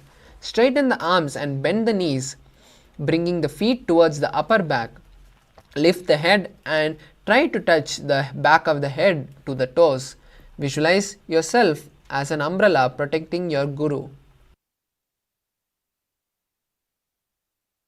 अर्ध्यासने स्थित्वा हस्ततलाभ्यां भूमिं धृत्वा. The next asana is Vajrasana. Now sit on the knees with the top of the feet flat on the mat. Bring your perineum on the heels and stretch your arms in front, placing the palms down on the mat. Visualize you are the weapon of Lord Indra. इदानीं गर्भिणीनां योगाभ्यासो यथा लघु. The next asana is Meshasana.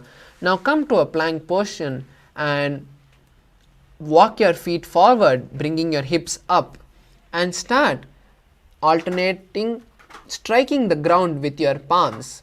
Visualize yourself as a ram as you continue to perform Sajakumbhaka and Molabandha. गजासन संस्थितो एकैकं बाहुं भूमौ ताडयेत्. The next asana is Ajasana.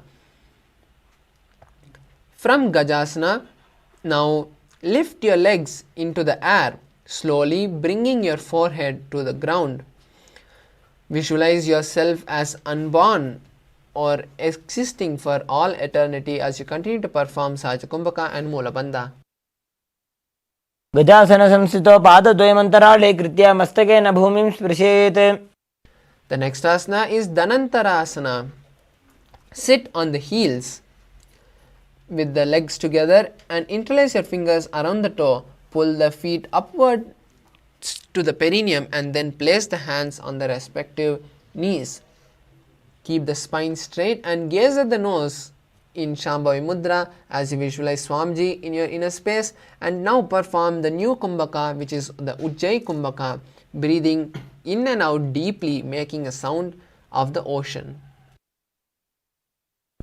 पूर्व विधि परिहाता की काकसीस्यो फणाशरा मोड़ी.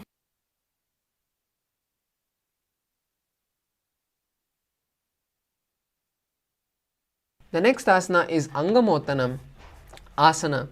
Now interlace your fingers in front and then behind you.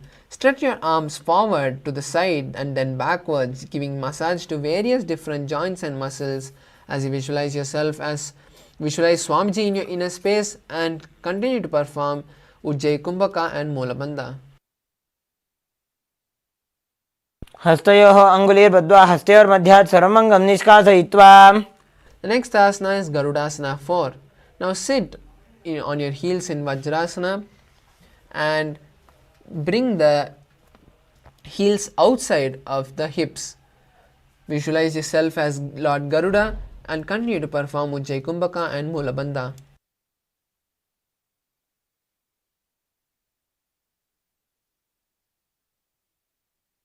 जङ्घोरुभ्यां पीड्य स्थिरकायो द्विजानुना.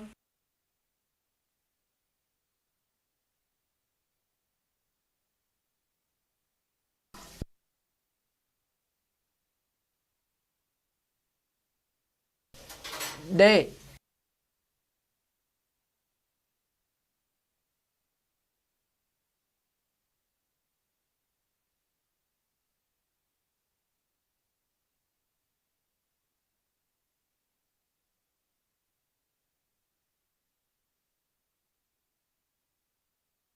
The next asana is Ananda Mandirasana.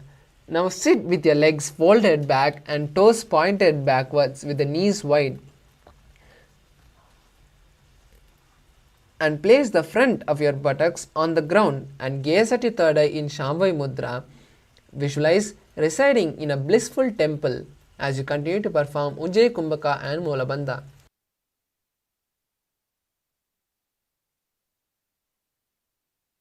अथ पक्षे वीरनाथ आनन्दमन्दिरासनम्.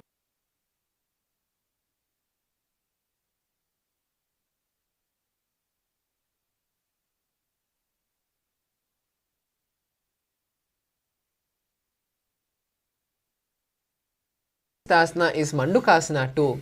Now sit with the knees wide and the feet overlapping on the ankles. Place the hands under the knees and gaze at the nose as you visualize yourself as a frog and perform Udyana Bandha. पृष्ठं सम्पीड्य गुल्फाभ्यां व्युत्क्रमेण समाहितः. The next asana is Narasimhasana. Now keep your toes on the mat and heels up and together. Place the perineum on the heels and place the palm on the ground with the fingers spread wide apart. Touch the thumb of both the hands and the base of the hands should touch the toes. Gaze at the nose and stick your tongue out, forcefully exhaling as you visualize Lord Narasimha, one of the 10 incarnations of Lord Vishnu. Gaze at your nose in Shambhavi Mudra. दो फणा पाणी होए वैसे एड़ी Mailer गुदानी वैसे.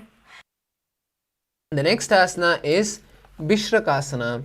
Now sit on the toes and place the perineum on the heels. Spread the knees sideways and place on the ground. Make a hollow with the palms and place on the mouth. Place the thumbs under the teeth and close the lips. Gaze at your nose in Shambhavi Mudra as you visualize Lord Durga.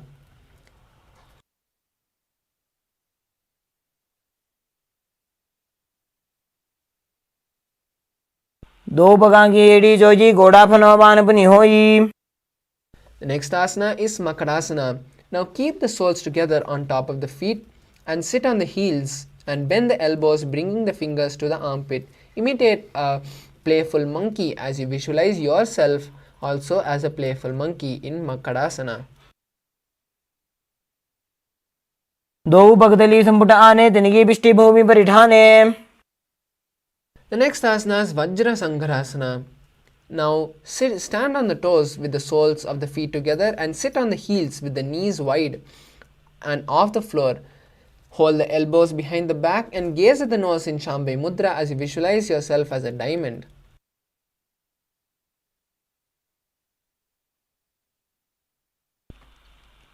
प्रथम पणा पाणी होए वैसे दो एड़ी गुदानी वैसे. The next asana is Kancharasana. Now Keep the toes down and ankles crossed behind and sit on the heels. Place the palms on the side of the mat as you visualize perfect health for your body and perform Uddiyana Bandha and Ujjayi Kumbhaka. खञ्जनासनमावक्ष्ये यत्कृत्वा सुस्थिरो भवेत्. The next asana is Kurmasana. Now with the toes flat, cross the feet and place the perineum on the back of the heels. Keep the knees wide on the floor and rest the hands on the knees. Visualize yourself as a turtle and continue to perform Ujjayi Kumbhaka and Moola Bandha. गुल्भौ च वृषणस्याधो व्युत्क्रमेण समाहितः. The next asana is Yogasana. With the toes flat, cross the feet and place the perineum on the back of the heels. Gaze at the nose in Shambhavi Mudra as you visualize Swamiji in your inner space.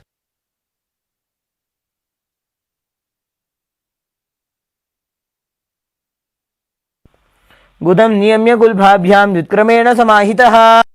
Next asana is Vijogasana.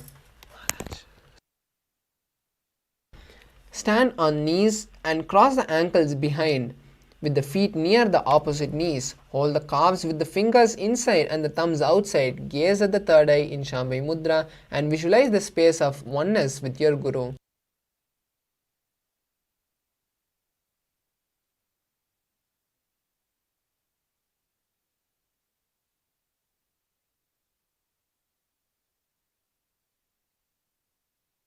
घोड़ा वामो बो होई घोड़ा आड़ा राखे दोई. The next asana is Ushtrasana 2. In the kneeling position, bend backwards and hold the ankles with the hand. Keep the arms straight and push the hip forward and tilt the head backwards. Visualize yourself as a camel as you continue to perform Ujjayi Kumbhaka and Moola Bandha. मेरुदण्डग्रन्थिदाढ्य संविपातयिषु पुमान्. The next asana is Jatyasana 2. With the heels together and hands on the sole of the feet, slowly lean backwards and place the elbow down on the mat. Place the back of the hands on the mat and gaze at the nose in Shambhavi Mudra as you visualize yourself as a blooming lotus. Continue to perform Ujjayi Kumbhaka and Moola Bandha.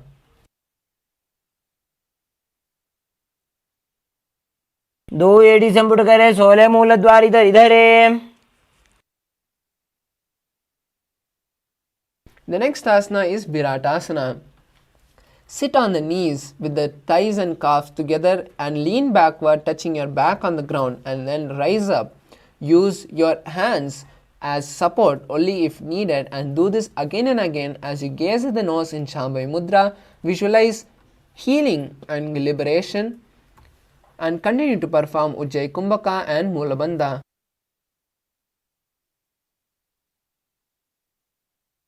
जङ्घापृष्ठे भूमो निधाय जङ्घोदरयोः ऊरुनि संस्थाप्य. The next asana is Kapotasana. From Viratasana, raise the hips higher and bring the forearm on the mat and hold the back of the heels. Bring the head between the feet and visualize yourself as a beautiful dove as you continue to perform Ujjayi Kumbhaka and Moola Bandha. मेरुदण्डग्रन्थिदाढ्य संविपातयिषु पुमान्. The next asana is Varasana. Now stand up on the knees with the toes tucked and hold the arms of the opposite hand. Gaze at the nose in Shambhavi Mudra and visualize receiving a boon from Paramashiva as you continue to perform Ujjayi Kumbhaka and Moola Bandha. जानुनि भूमौ संस्थाप्य हस्ताभ्यां बाहु परस्परं धृत्वा. The next asana is Varasana 2. Now keep the knees together and toes tucked. Lean forward and bring the elbows to the mat and bring the head hold on the ground. Hold the head with both the hands and rest the hands on the side of the heels as you visualize yourself as a boar, one of the incarnations of Lord Vishnu. सूर्यं चन्द्रं भेदनानि आसनानि निकथ्यते. The next asana is Mundasana. This is also an inverted asana, so we request all the participants and viewers who have any shoulder or back injury or any other terminal disease to first consult your doctor before performing any inverted asanas.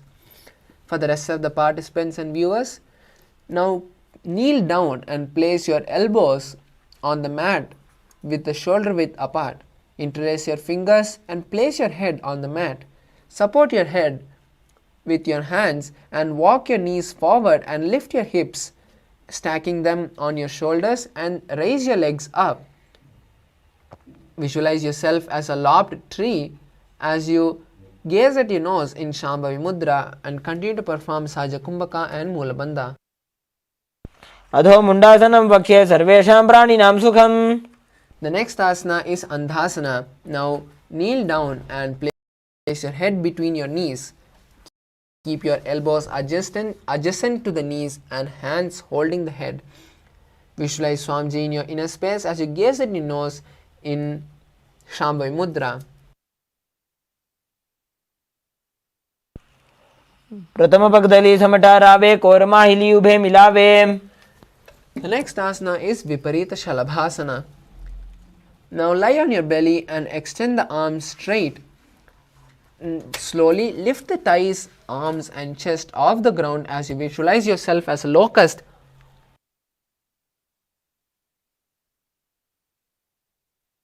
And continue to perform Sahaja Kumbhaka and Mulabandha.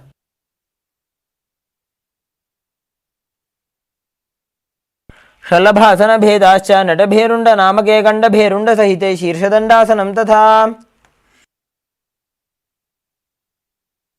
The next asana is Kapalasana. Now lie on the belly with the arms at the side and palms facing down. Place your forehead on the ground and keep your chest on the mat, and slowly lift your legs up together. Visualize yourself as a skull as you continue to perform Sahaja Kumbhaka and Mulabandha. कपालं भूमो निधाय ऊर्ध्वं पादो नजेत्. The next asana is Akasha Kapotasana. Now lie down on your stomach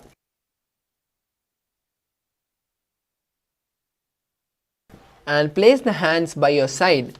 Slowly lift the legs over the head and slowly place the feet on the mat in front of the head and keep the palms flat on the mat behind. Visualize yourself as a dove and continue to perform Sahaja Kumbhaka and Mulabandha. उष्ट्रासने स्थित्वा चरणौ भूमेरुत्थाप्य मस्तकोपरि नीत्वा. The next asana is Chatakasana. Now sit on the knees and bring the chest down to the navel so that the knees touch the navel.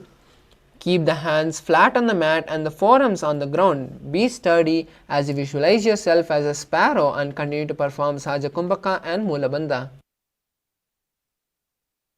कूर्परपर्यन्तौ हस्तौ धरामष्टभ्य. The next asana is Vrishchikasana. Now kneel down and place the hands and elbows on the mat. Raise the legs and bend the back, touching the feet to the head. Lift the chin and hold your position there as you visualize yourself as a scorpion in Vrishchikasana too. विच्छेपपुच्छप्रतिमां कृपाश्नी धृत्वा स्वशीर्षे चिबुकं विधार्यकौ. The next asana is Vrishasana. Now sit on your feet and place your perineum on the right heel. Keep the left foot outside of the hip and ankle to the sides. Place your hands on the mat as you visualize yourself as a bull and perform Antaranga Kumbhaka, which is inhaling, holding the breath, inhaling forcefully and holding the breath and exhaling. याम्यगुल्फे पादमूले वामभागे पदेतरम्. The next asana is Lolasana. Now come to a kneeling position and place the hands flat on the mat in front of you. Lift the knees off the ground and cross the toes of the left foot over top the right. Balance above the mat and visualize Swamiji in your inner space as you continue to perform Antaranga Kumbhaka. लोलासनं सदा कुर्यात् वायुलोलापघातनात्. The next asana is Vrishasana on the other side. Now place the perineum on the left heel and keep the right foot outside of the hip. Visualize yourself as a bull as you continue to perform Mulabandha.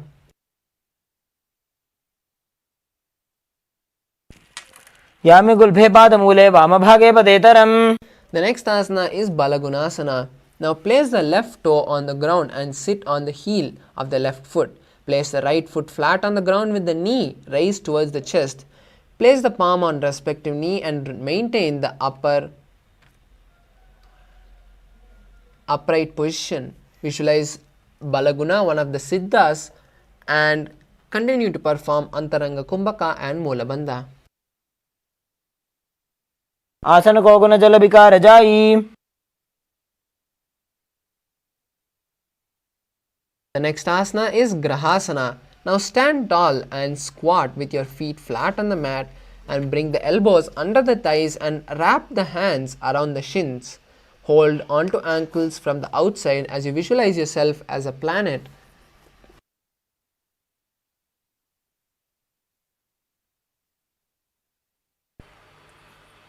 पादतले भूमौ निधाय जानुमध्ये कूर्परौ स्थाप्य. Next asana is Balagunasana on the other side. Now place the right toe on the ground and sit on the heel of the right foot. Place the left foot flat on the ground with the knee raised towards the chest. Place the palm on the respective knee and maintain an upright position as you visualize yourself as Balaguna, one of the Siddhas. आसन को गुण जल विकार जाई. The next asana is Utkatasana. You can use weights to intensify this asana. Now sit on the toes with the heels up and the knees off the mat and place the perineum on the heels of the respective knee. Keep the spine straight as you visualize Swamiji in your inner space.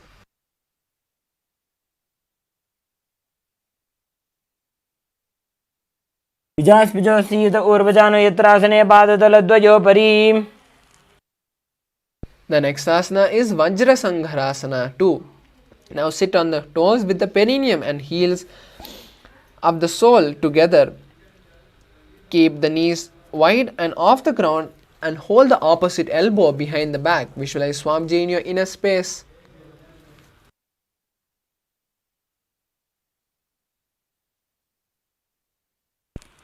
प्रथम बना पानी होए जैसे दो एड़ी गुदानी वैसे.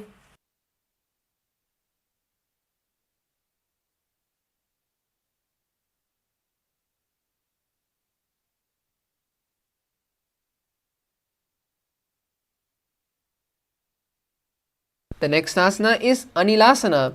Now squat with the feet apart and sit under the soles of the feet from inside. Place the palms down and the arms straight and elbows at the navel. Gaze at the nose as you visualize Swamiji in your inner space and perform Antaranga Kumbhaka.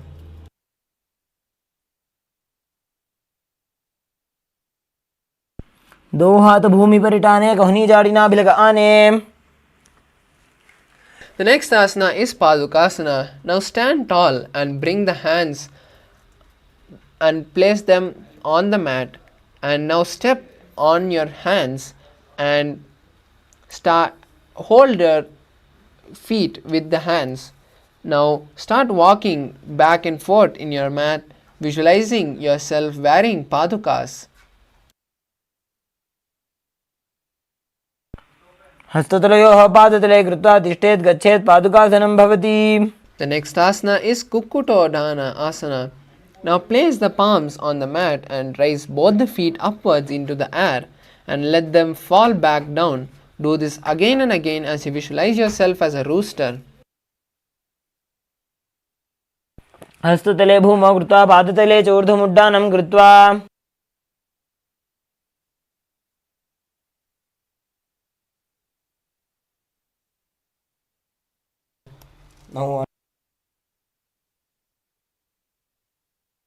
The next asana is Viparita Nirtasana. Now place the hands on the mat and raise the legs upward into a handstand and start moving the two legs around dancing. Visualize yourself as Swamiji.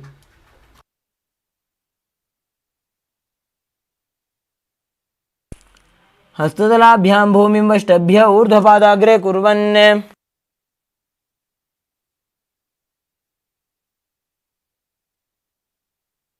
Next asana is Kunjarasana.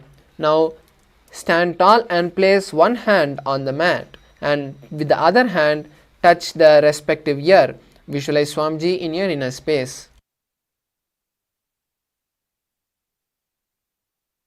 अथ पक्षे Mahadev कुञ्जरासनमुत्तमम्. The next asana is Kunjarasana on the other side. Now switch the position of the hands and continue to visualize Swamiji in your inner space. अथ पक्षे Mahadev कुञ्जरासनमुत्तमम्. The next asana is Kadambasana. Now sit on the ground with the feet flat and the hands close to the body. Hold the respective ankle as you visualize yourself as a Kadamba tree.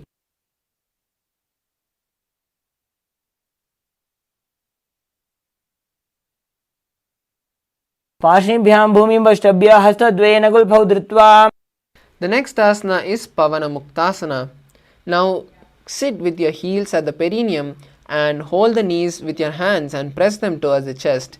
Visualize the excess vata leaving your system as you continue to perform the new Kumbhaka, which is Sahaja Kumbhaka, which is breathing in, holding the breath comfortably and exhaling for the next few asanas.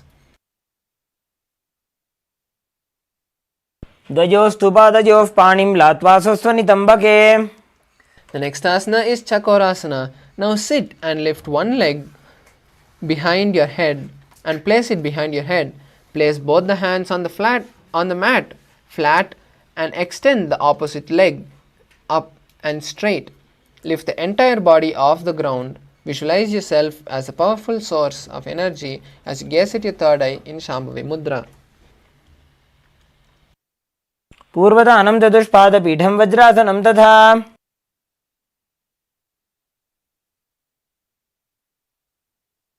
The next asana is Dhanurasana 2. Now sit on the ground and hold the left toe with the left hand, index and middle fingers. Pull the foot to the left ear and extend the right leg out, keeping the leg straight. Hold the big toe with the right hand and visualize yourself as a bow. पादाङ्गुष्ठौ तु पाणिभ्यां गृहीत्वा श्रवणावधि. The next asana is Ashtavakrasana. Now lift the left leg over top the left shoulder and bring the right foot across and hook the right foot on top of the left foot. Lean forward and down while extending the leg out. Lift the head and chest, find balance. Visualize yourself as a flying crane in Ashtavakrasana. वासिष्ठमतकौण्डिन्यमूर्धकुक्कुटमेव च.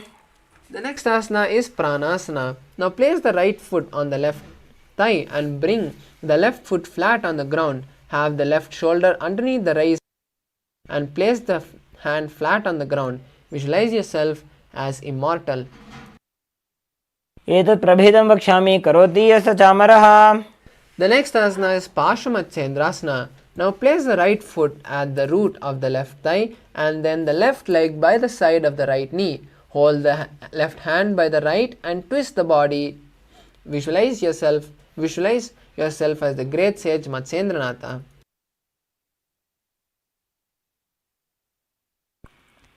पार्श्वाभ्यां धृतदेयास्तु पार्श्वमत्स्येन्द्रमुत्तमम्. The next asana is Chakorasana. On the other side, sit and lift one leg behind the head and place both the hands flat on the ground and extend the opposite leg with the knee straight. Lift the entire body off the ground and visualize yourself as a powerful source of energy. पूर्वदानं चतुष्पादपीठं वज्रासनं तथा. The next asana is Dhanurasana 2. Now sit on the ground and hold the right toe with the index and middle fingers. Pull the foot to the right ear and extend the left leg out, holding the left foot with the left hand. Visualize yourself as a bow. पादाङ्गुष्ठौ तु पाणिभ्यां गृहीत्वा श्रवणावधि. The next asana is Ashtavakrasana on the other side. Lift the right leg over top the right shoulder and bring the left foot across and hook on top of the right foot. Lean forward and down while extending the leg out. Lift the chest and head up as you visualize yourself as a flying crane. वासिष्ठमतकौण्डिन्यमूर्धकुक्कुटमेव च. The next asana is Pranasana on the other side. Now place the right foot on the left thigh and bring the left foot flat on the ground. Have the left shoulder underneath the raised left leg and place the hand flat on the ground. Visualize yourself as immortal. एतत् प्रभेदं वक्ष्यामि करोति यस्य चामरः. The next asana is Parshamatsendrasana. Now place the right foot at the root of the left thigh and then the left leg by the side of the right knee. Hold the left leg by the right hand and twist the body as you visualize yourself as Matsendranatha.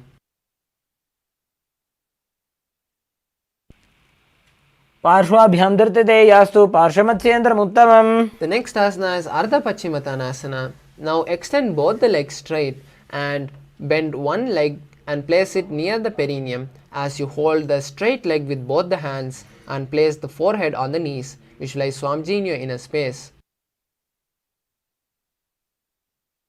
एकं पादं प्रसार्य एकं पादस्य पार्श्वनासीवनी सम्पीड्य. Next asana is Kraunchasana. Now fold the folded leg towards the back of your hip and raise the straight leg towards the sky as you hold it with both your hands and bring your forehead to the knees. Visualize yourself as a crane. वासिष्ठमतकौण्डिन्यम् ऊर्ध्वकुक्कुटमेव च. The next asana is Ardha Paschimottanasana on the other side. Now straighten both your legs and bend the other leg towards the perineum and bring your forehead towards the knee of the straight leg. Visualize Swamiji in your inner space.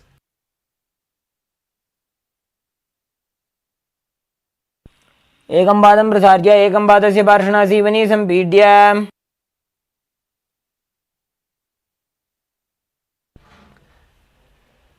The next asana is Kraunchasana. Now place your right ankle outside of the hip and hold the sole of the left foot and the left leg up towards the forehead. Keep the knee straight and gaze at the tip of the nose as you visualize yourself as a crane. वासिष्ठमतकौण्डिन्यम् ऊर्ध्वकुक्कुटमेव च.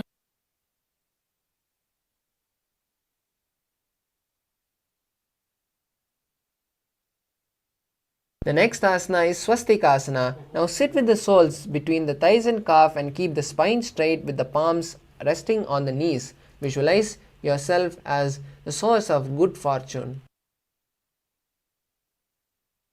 जानुर्वोरन्तरे सम्यक् कृत्वा पादतले उभे. The next asana is Ghorakshasana. Now from the same position, cover the heel of the respective hand and perform Jalandhara Bandha as you visualize the sage Goraknatha. जानुर्वोरन्तरे पादौ उत्तानो व्यक्तसंस्थितौ. The next asana is Bhagasana 2. Now from the same position, perform Shanmukhi Mudra, which is locking the mouth with the little and ring finger, locking the nose with the middle finger, closing the eyes with the index finger and closing the ears with the thumb fingers. Visualize Swamiji in your inner space. वामपार्श्वमुखं संस्थाप्य दक्षाङ्घ्रिवामजगने. The next asana is Yogasana 2. Now place the feet on top of opposite knees and place the hands on the ground beside you with the palms facing up. Visualize Swamiji in your inner space.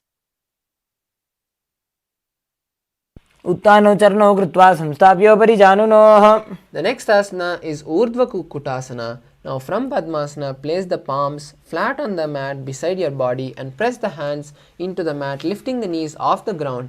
Balance above the ground as you visualize yourself as the rooster and perform the new Kumbhaka, which is Kaka Chanchu Kumbhaka, which is folding your tongue in like a straw and inhaling through that and exhaling through your nose. वासिष्ठमतकौण्डिन्यम् ऊर्ध्वकुक्कुटमेव च. The next asana is Siddha Haratayasana. Now from Padmasana, insert your hands through the gap of the knees and calves, thighs and calves, and just place your hand without lifting the body. Visualize Swamiji in your inner space.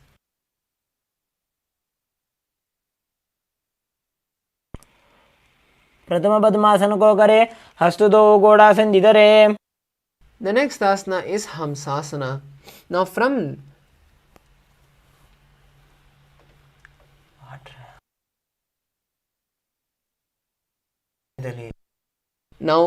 Siddha Haratayasana, just lift the body off the ground and find balance. Visualize yourself as an elegant swan. कुक्कुटासने स्थित्वा स्कन्दपर्यन्तं ऊरुनि नीत्वा The next asana is Karmukasana. Now from Padmasana, place the hands between the thighs and calves, and while sitting, reach the hands behind the body and interlace the fingers. Place the forehead on the floor as you visualize yourself as Lord Shiva and continue to perform Kaka Chancha Kumbhaka. प्रथम पद्मासन को करे घोड़ासन दिमाही कर इधरे. The next asana is Kurmasana 2. From Padmasana, insert both the hands through the thighs and calves and bend the elbows, holding the respective shoulder. Visualize yourself as a turtle. By जंग पर दक्षिण बावा दाई जंग पर बाइलिया बा. The next asana is Granthi Bhedasana. From the same position, place the chin on the palms and visualize yourself in Shiva's secret knot posture. अथ पक्षे नीलकंठ ग्रंथि भेदासनं Shubham. The next asana is Kurmasana. Now just roll back from the same posture and insert and place the respective hand on the respective shoulder as you visualize yourself as a turtle. Kukkutasana बंधस्थं कराभ्याम धृत गंधरम. The next asana is Pangu Kukkutasana. Now sit up and lock your legs into Padmasana and place your palms through the gap of your thighs and calves. Now lift your body off the ground with just your left hand. Visualize yourself as a rooster.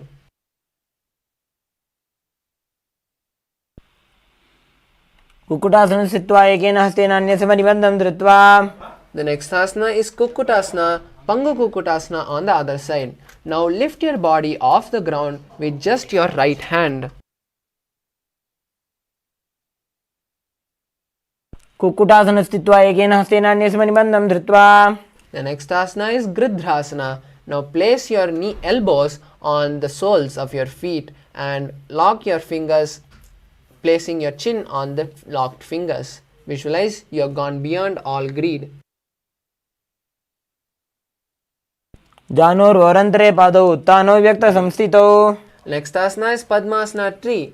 Now in Padmasana, just stack both your palms and place them in front of your navel and visualize Swamiji in your inner space. उत्थानो चरणो विधाय विधिवत् शक्ति स्थितो योगिरात्. The next asana is Padmasana 4. Now in Padmasana, just place the palms on top of the respective knees as you visualize Paramashiva in your inner space. एतत् पद्मासनं कुर्यात् प्राणवायु प्रसिद्धये. The next asana is Karmukasana 2. Now hold the opposite toe and rotate the toe as you place the other hand on the knee. Perform this on both the sides.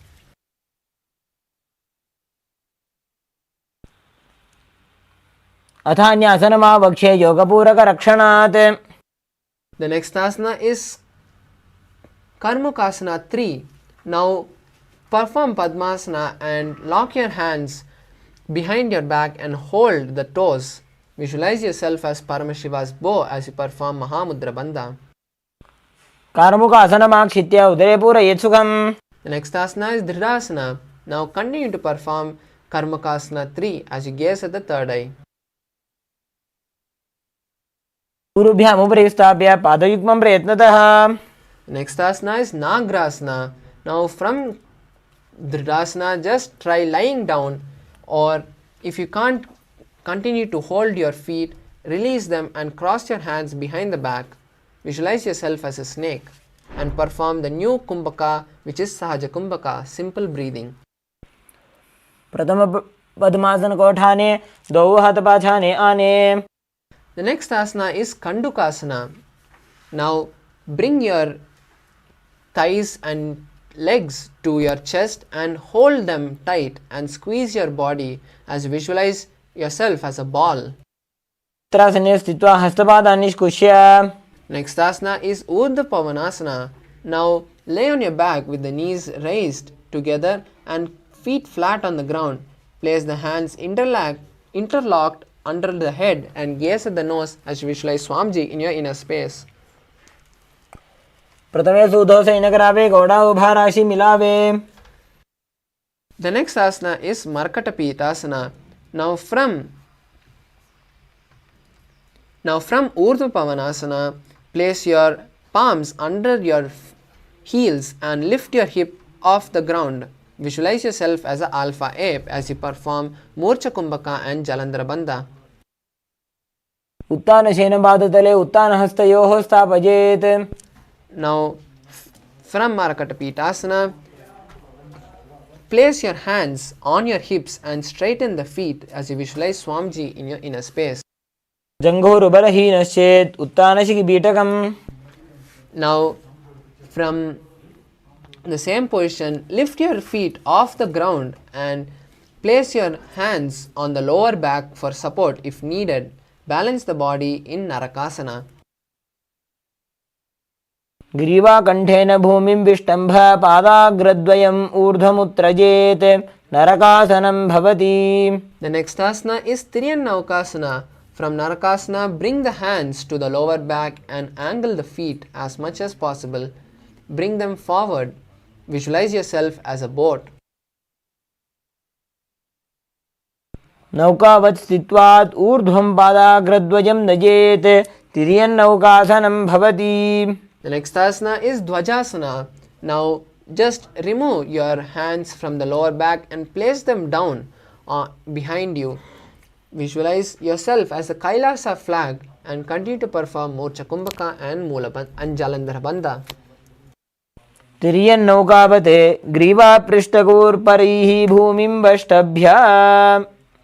Now relax. Slowly place your legs flat on the ground as we perform the final asana of the Dvitiya Vinyasa Krama, which is Brittasana. Lie on your back comfortably, relaxing your body. Avoid all movements as you visualize Swamiji intensely in your inner space. And perform Shakti Chalana Mudra, which is visualizing the Kundalini energy flowing from your root center to the crown center in Mrittasana. उत्तानं शववद्भूमौ शयनं तोषवासनं शवासनं श्रमहरं चित्तविश्रान्तिकारणम्. Now relax each muscle, your hands, your legs, your feet, your toes, your fingers, your stomach, your neck, your shoulders, your back. And now slowly withdraw from your senses. Stop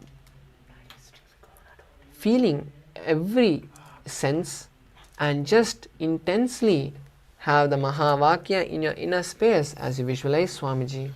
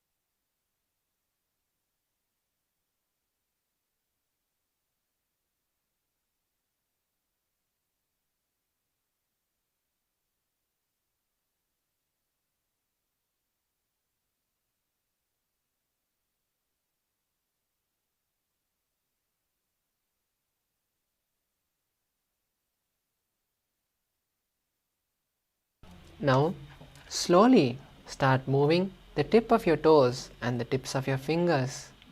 Move your ankles and wrists, your knees and elbows, and slowly bring your legs and thighs and lock them with your hands and come to a rocking position and rock your body from left to right.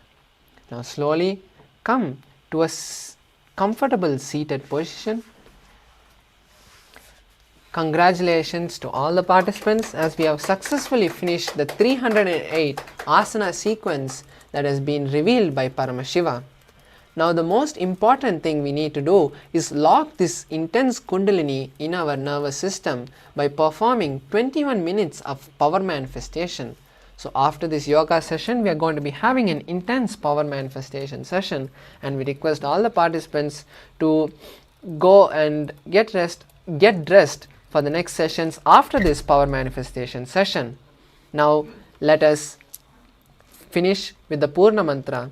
So let's all sit straight with our head, neck and spine in a straight line. Bring your hands to the Atmanjali Mudra in front of your heart center. Close your eyes, take a deep breath as we finish this yoga with the Purna mantra. Om Purnamadav Purnamidam Purnat Purnamudachyate Purnasya Purnamataya Purnamevavashishyate. Om Shanti Shanti Shanti Hari Om Tat Sat Sarvam Bhagavat Shri Nithyananda Paramashiva Padukar Panamastu. Om Nithyanandam. Stay tuned for the power manifestation session. Thank you. Nithyanandam.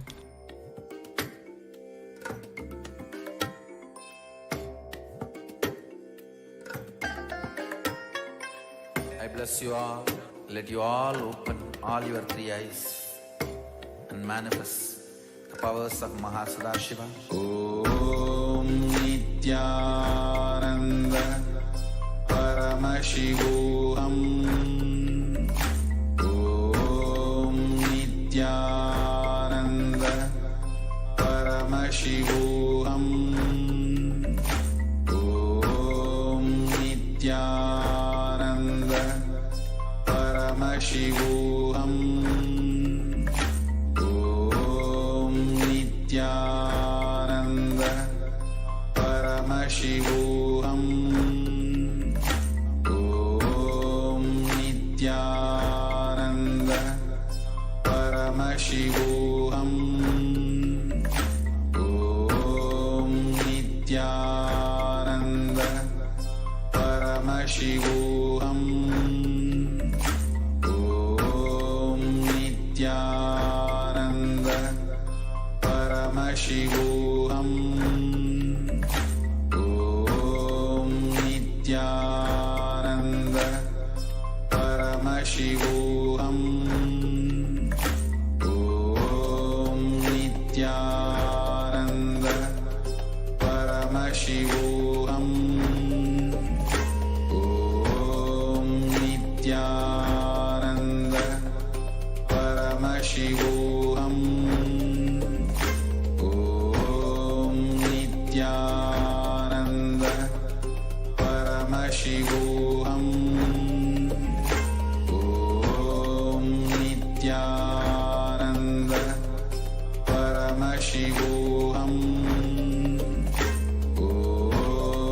Nithyananda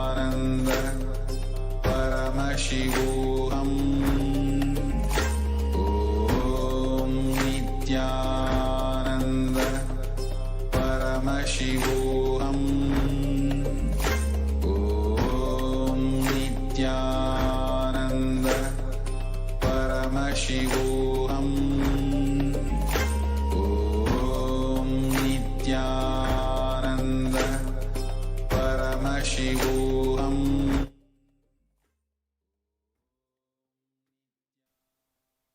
Yes, Nithyanandam everyone. Well, we're entering into the power manifestation segment. So I request all the participants to quickly settle down and get the items needed for the power manifestation. Prepare your eye bands, notebook and pen and paper ready. Let's gather Also, all the alchemy products, Jnananjana, Krishna Shila, Atmalinga, everything. Let's get ready. We'll be entering into the power manifestation segment very shortly now.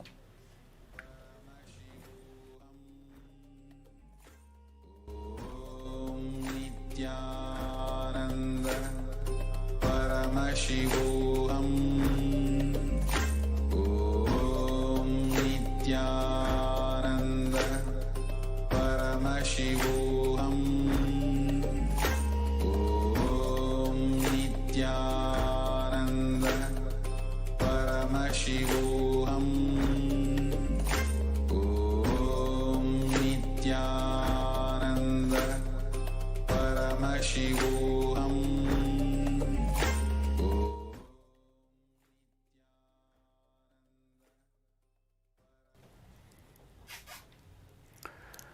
Nithyanandam Paramasugadam Kevalam Jnanamurtim Vanvadidam Gagana Sadrisham Tattvamashyadilaksham Ekam Nityam Vimalamachalam Sarvadi Shakshubodham Bhavadidam Triguna Ragitam Sadgurum Tam Namami.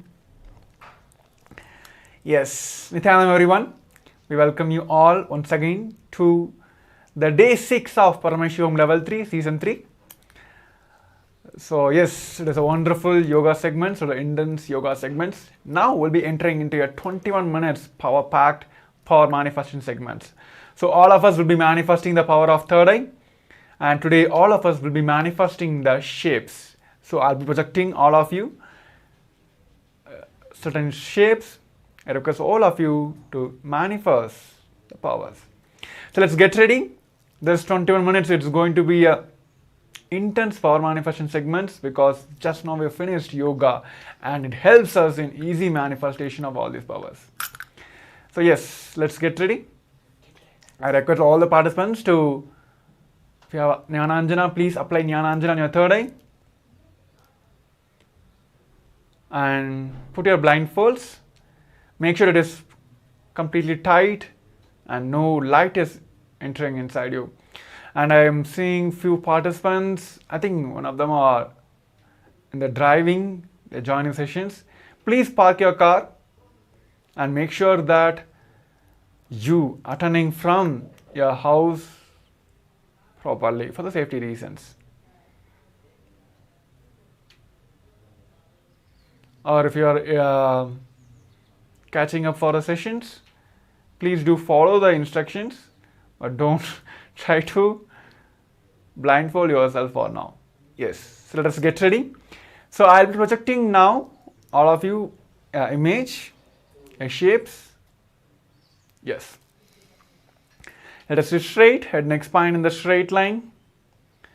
Just intensely visualize Swamiji himself as manifesting as Paramashivam with 25 heads, 50 hands and 75 eyes. He is just manifesting through your third eye.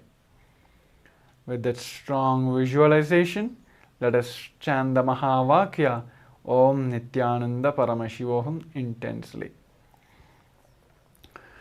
Om Nithyananda Paramashivoham. Om Nithyananda Paramashivoham. Om Nithyananda Paramashivoham. Continue chanting the Mahavakya intensely. Paramashivoham. Nithyananda Paramashivoham. Om Nithyananda Paramashivoham. Om Nithyananda Paramashivoham. Om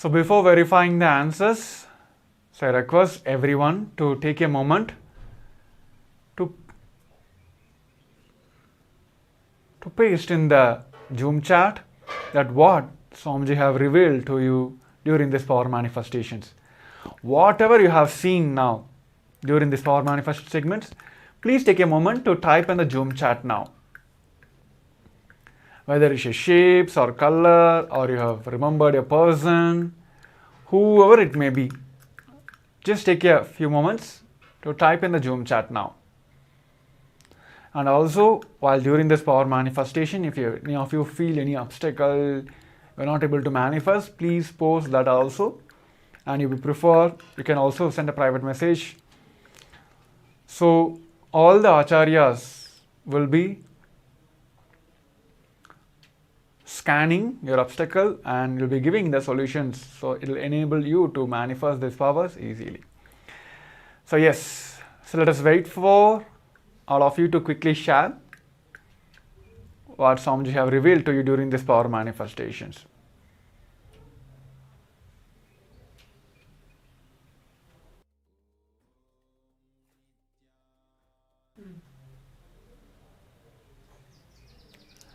Okay, yes. So now let us verify our answers now. Here, the image which was projected for all of you is, it's a hearting, double hearting, and it is white in color.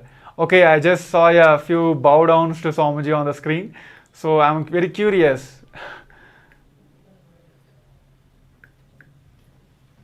to hear from all of you that how many of you are able to manifest this picture now.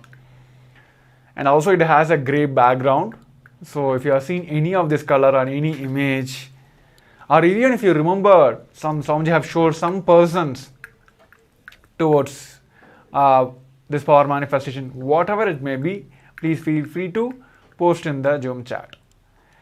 So yes, so with this we'll be entering into the second round of the power manifestation, and this round also will be having the images for you, and I'll be projecting the images for you. So just remember this one thing, just surrender.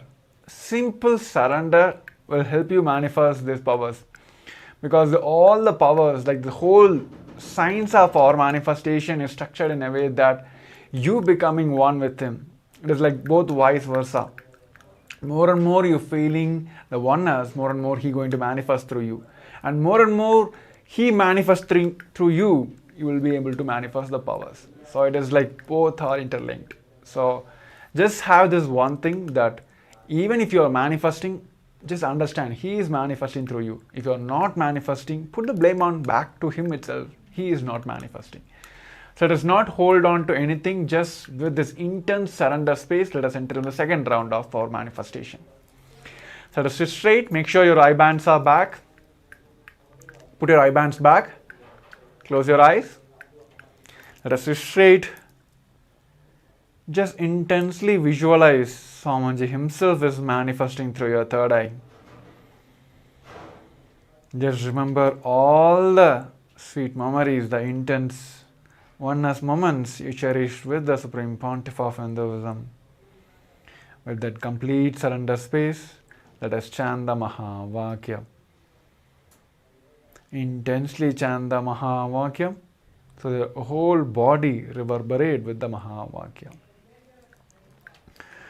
Om Nithyananda Paramashivoham. Om Nithyananda Paramashivoham.